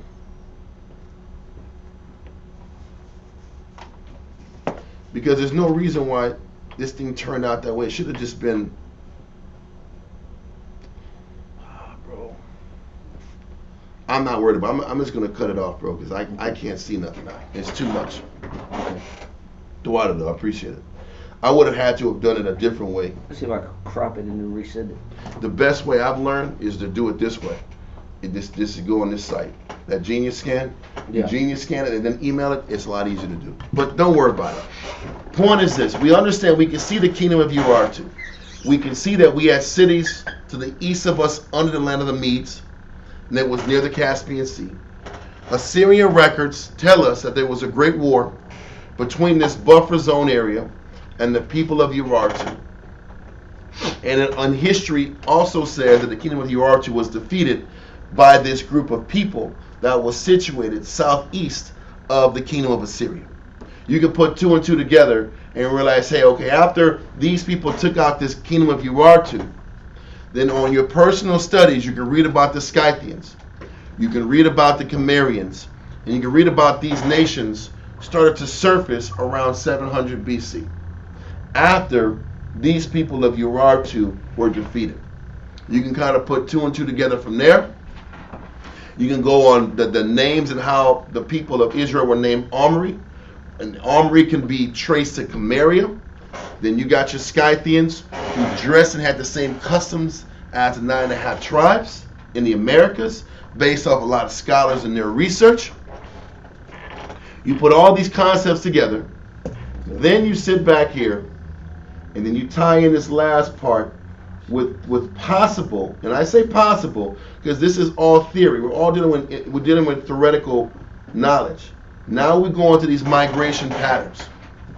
Okay? Now these migration patterns, if you see online, I don't know if it's big enough, but in between the Black and the Caspian Sea, which is here, Black and Caspian Sea, you'll see Scythians in between the Black and Caspian. The Scythians went north through the Caucasus Mountains.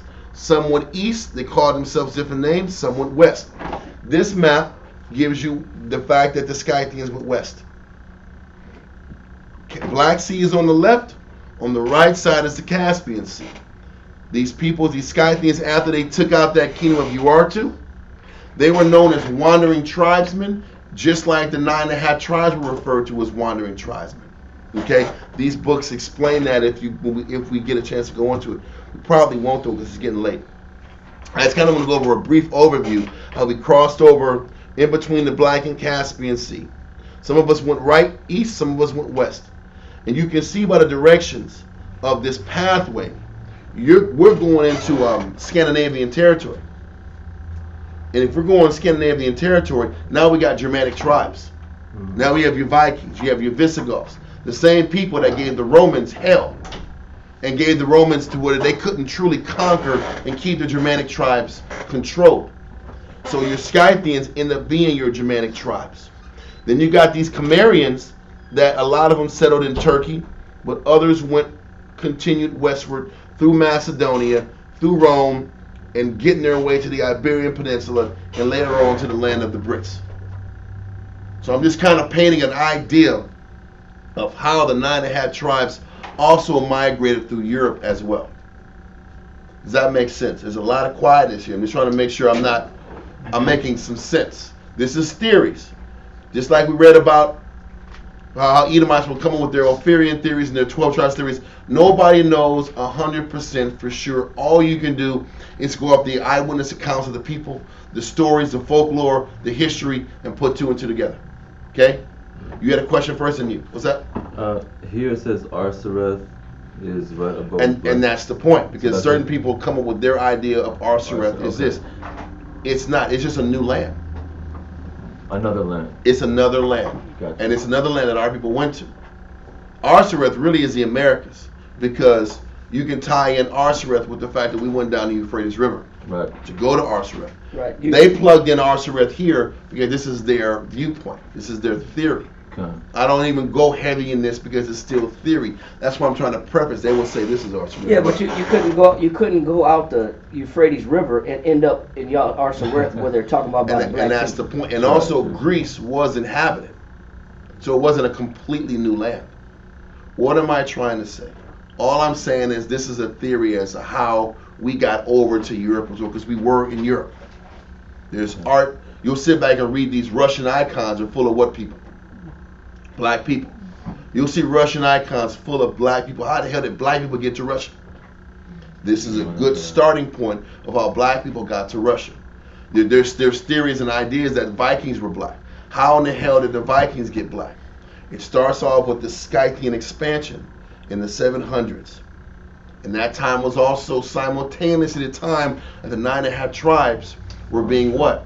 Were leaving the Assyrian Empire and spreading across the world. Your Cimmerians. You're not going to find in history Israelites going to the west, Israelites going to the north. You're going to hear these different names of kingdoms and empires rising out of nowhere. And then you have to track them by going these directions and looking and having hypothetical ideas of their origin stories. Mm-hmm. Does that make sense? I'm not saying it is 100% this is where they went and this is their exact direct path that they went to, but this is an idea of how they got through Europe. Okay? We had Israelites, we've gone over classes where Israelites were in Africa. There is no doubt about that. We've gone over classes like today where Israel was in the Americas. But also, I'm not going to put a whole lot of time into this Scythian expansion because it's just an idea. Because we were scattered in different cities, in different holding cities. But listen, everybody didn't go through the Euphrates River. That doesn't make sense. We were spread in different cities, some in the west, some in the east. Where did we go when we was in the east? There's other Israelites that teach that Israel was in India and China down the way. Israel was spreading everywhere. Four corners. The four corners of the earth. So this just kind of gives you an idea of how we were expanding and what different directions we went. Some of us went up north in between the Caucasus Mountains, went east into Russia, some went west through Ukraine. Then we went from Ukraine all the way through Poland and so forth and so on to the Scandinavian countries. Okay? Others went different directions. That's all I'm painting. that is a very high probability that this is how we spread out from 700 BC until we got to the Roman times, which was in 27 BC, 80 BC, 100 BC, so forth and so on. Yes? Couple of questions. Was this because of the curse? And also, it's becoming obvious that this happened before Christ got here. And then, was there a reason that Christ came down because of the expansions? Christ came down because he was prophesied to come down even when we were together. We read 2 weeks ago that the first prophet, well, not the first, but one of the many prophecies was talked about in Isaiah 7, when the north and Syria was conspiring to eradicate the southern kingdom's kingship. He wasn't having that. And Most High was like, no, Christ got to come. David's line has got to stay intact for Christ's sake. So he removed all of Israel, and Israel started scattering all around, including certain remnants of Judah was actually out here scattered out there too. Okay? So with all that being the case, we're scattered, we're everywhere, and I'm going to go read about the Scythians real quick. It says, evidence shows that the people in the house of Isaac became known as the fearsome Scythians. Scythians meant house of Isaac. Prayer text belonging to Assyria's king Esarhaddon mentioned the anxiety he felt concerning the increasing might and intentions of these lost tribes. He called them Mekuza warriors. The name Mekuza is derived from Isaac. In Hebrew, the different forms of Isaac include Yishak, Yitzhak, Ishak, or Ishak, and Shakak. Throughout these variations, the SK sounds persist. The same SK sound found in the Assyrian term Ikuza, the initial I in Akuza is dropped. Then you go into the Greek forms of the name, such as Scuthia, which means Scythia, which is the term Scythia comes from. So Scuthia, Ishkuja, they're all derivatives of the word Scythia or house of Isaac. There's another pamphlet I have concerning these Scythians. It's going to take the class way too long. We're already at 2 o'clock. But it goes into more details about how the Scythians are Israelites that were nomads. They end up eventually, once they gained power, came back to Assyria and helped wipe them out towards the end. And it's kind of fitting that the same people that sent them out there to eventually become Scythians, those Scythians came down and wiped out the Assyrian Empire and kind of created some full circle situation. But these type of classes, you got to kind of teach them in like spurts. You can't just load everything in one class. It's overboard. It's too much. So we might revisit this Scythian angle down the line, or we might not. Like I said, I don't want to sit back here and act like with 100% confidence I know that this is exactly how Israel went, but I do know Israel didn't only go through the Americas and get to North, Central, and South America. We were also in Europe also. And because I know for a fact we were in Europe based off the art, based off the paintings that were Germanic art before the what do you call it, or before Esau came in there with the Renaissance painting. Yeah. Germanic art was all black. And we have plenty of art and images that show that, especially in Russia, that the patriarchs and the holy people all look like us. And there's got to be a reason that that's the case. And it's not just because a couple Moors were in Spain. Like they want to paint that stupid picture. We were all scattered throughout Europe, and it started at this time. So how they specifically got to all these places, we're explaining a theory of how the process started. A lot of the 9.5 tribes and sprinkled Judah got to Assyria. Once Assyria collapsed, we started escaping and getting to different land areas and setting up different pacts and groups of affiliations. And that's how these names and these different civilizations kept expanding. Any other questions? Are you sure? I think we're going to shut down unless you guys got some more points you want to bring up. No, I think that's enough to digest, and plus that's enough books to go hunt down also. That's a lot of books, man. There's a whole lot of books to read. Yeah, that's plenty to go research. Yep, that's more reason to stay awake and fight sleep demons in the middle of the night or afternoon. reading these books, these bug squashers. That's training. Yep. Good And training. some of these books are expensive, so you got to save your money up. Not a lot of them are cheap, Yep. and but it's worth it.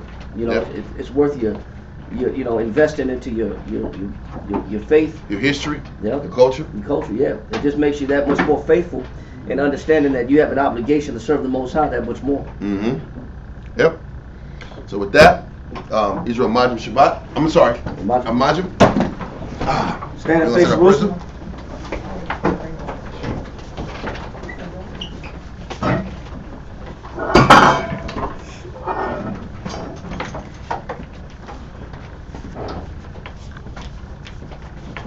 Well, we go on a regular class next week, man. We'll take a break off this. And if these you can't books if you initially. can't afford the books, you can always download them for free through PDF. Yep. No doubt. And a lot of those books are on that website I showed you guys, Oliver Crowdy. There's a lot of the books there.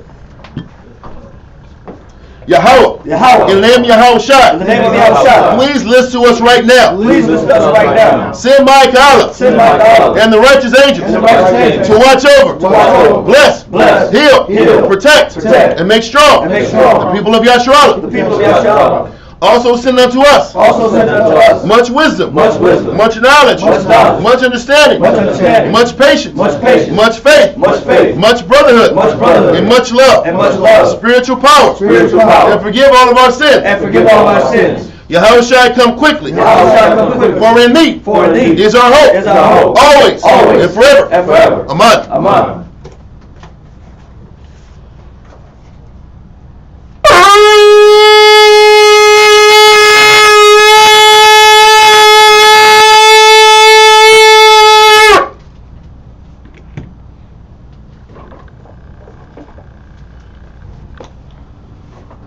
Barak Yahweh B'Hashem Yahshai. Barak Yahweh B'Hashem Yahshai. Hahawah. Nothing to know. Hathawara. Blessed are you, Yahweh, in the name of Yahweh Shai, that gives to us the law.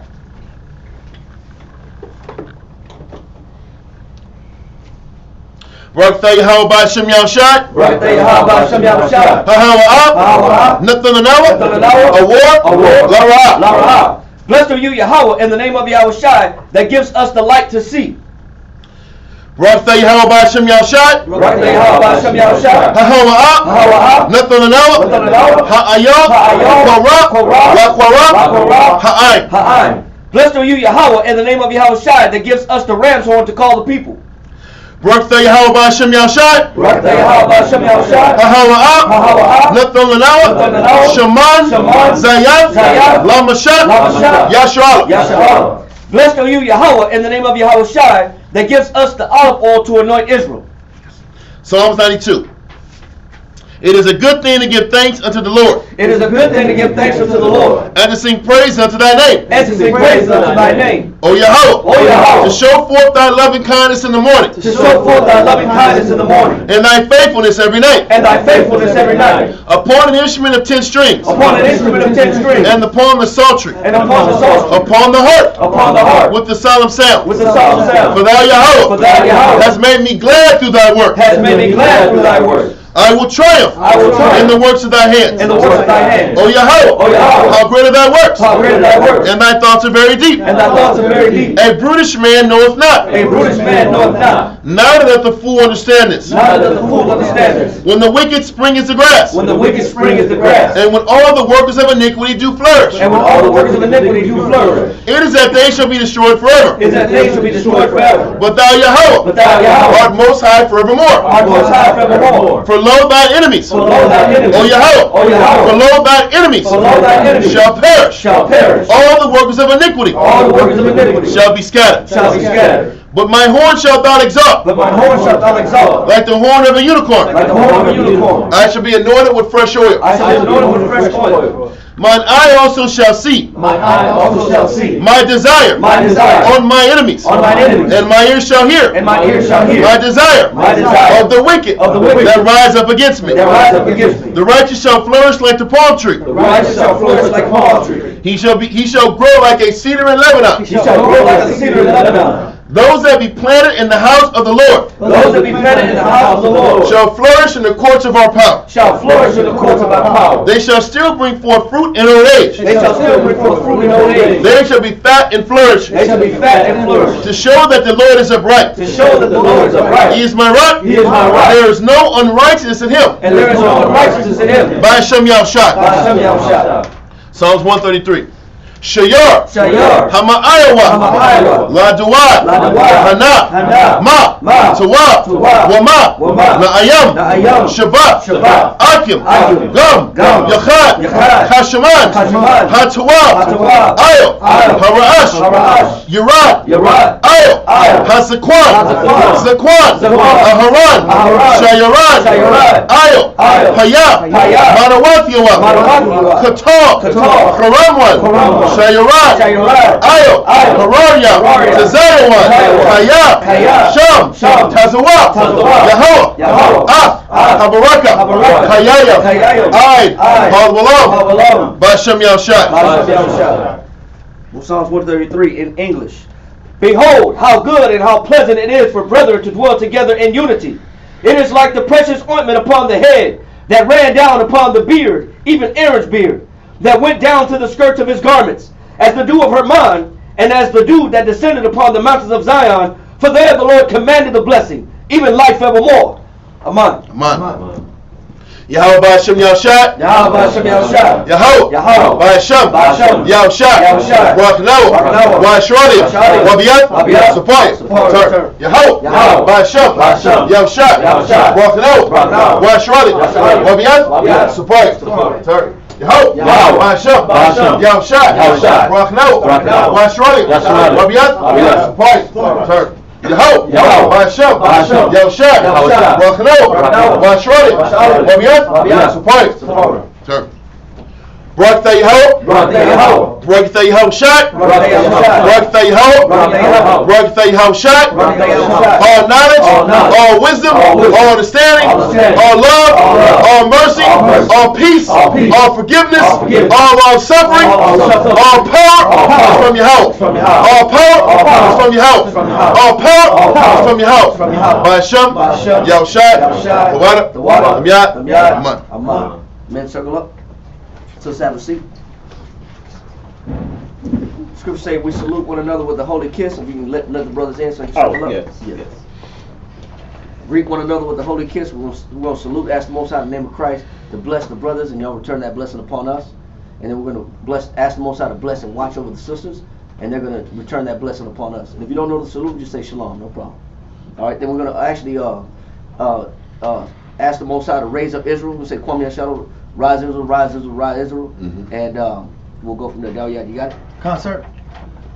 Saluting out in heavenly order, Yahweh, Yahushua, Okeh Sha'al, men of Israel, much. Ra. Yahweh Ba'Hashem Yahushua. Kwame Shalom. Yes, Matap. Turn and face sisters. Shabbat. Sisters, please stand. Saluting out the daughters of Zion, men of Israel, a Mujrim, Ra. Yahweh Shabbat Ba'Hashem Yahushua. Or Shalom. Yes, Matap. Dismissed. Voila. All right, Israel. Tawada for tuning in. See y'all on Monday. Y'all take care.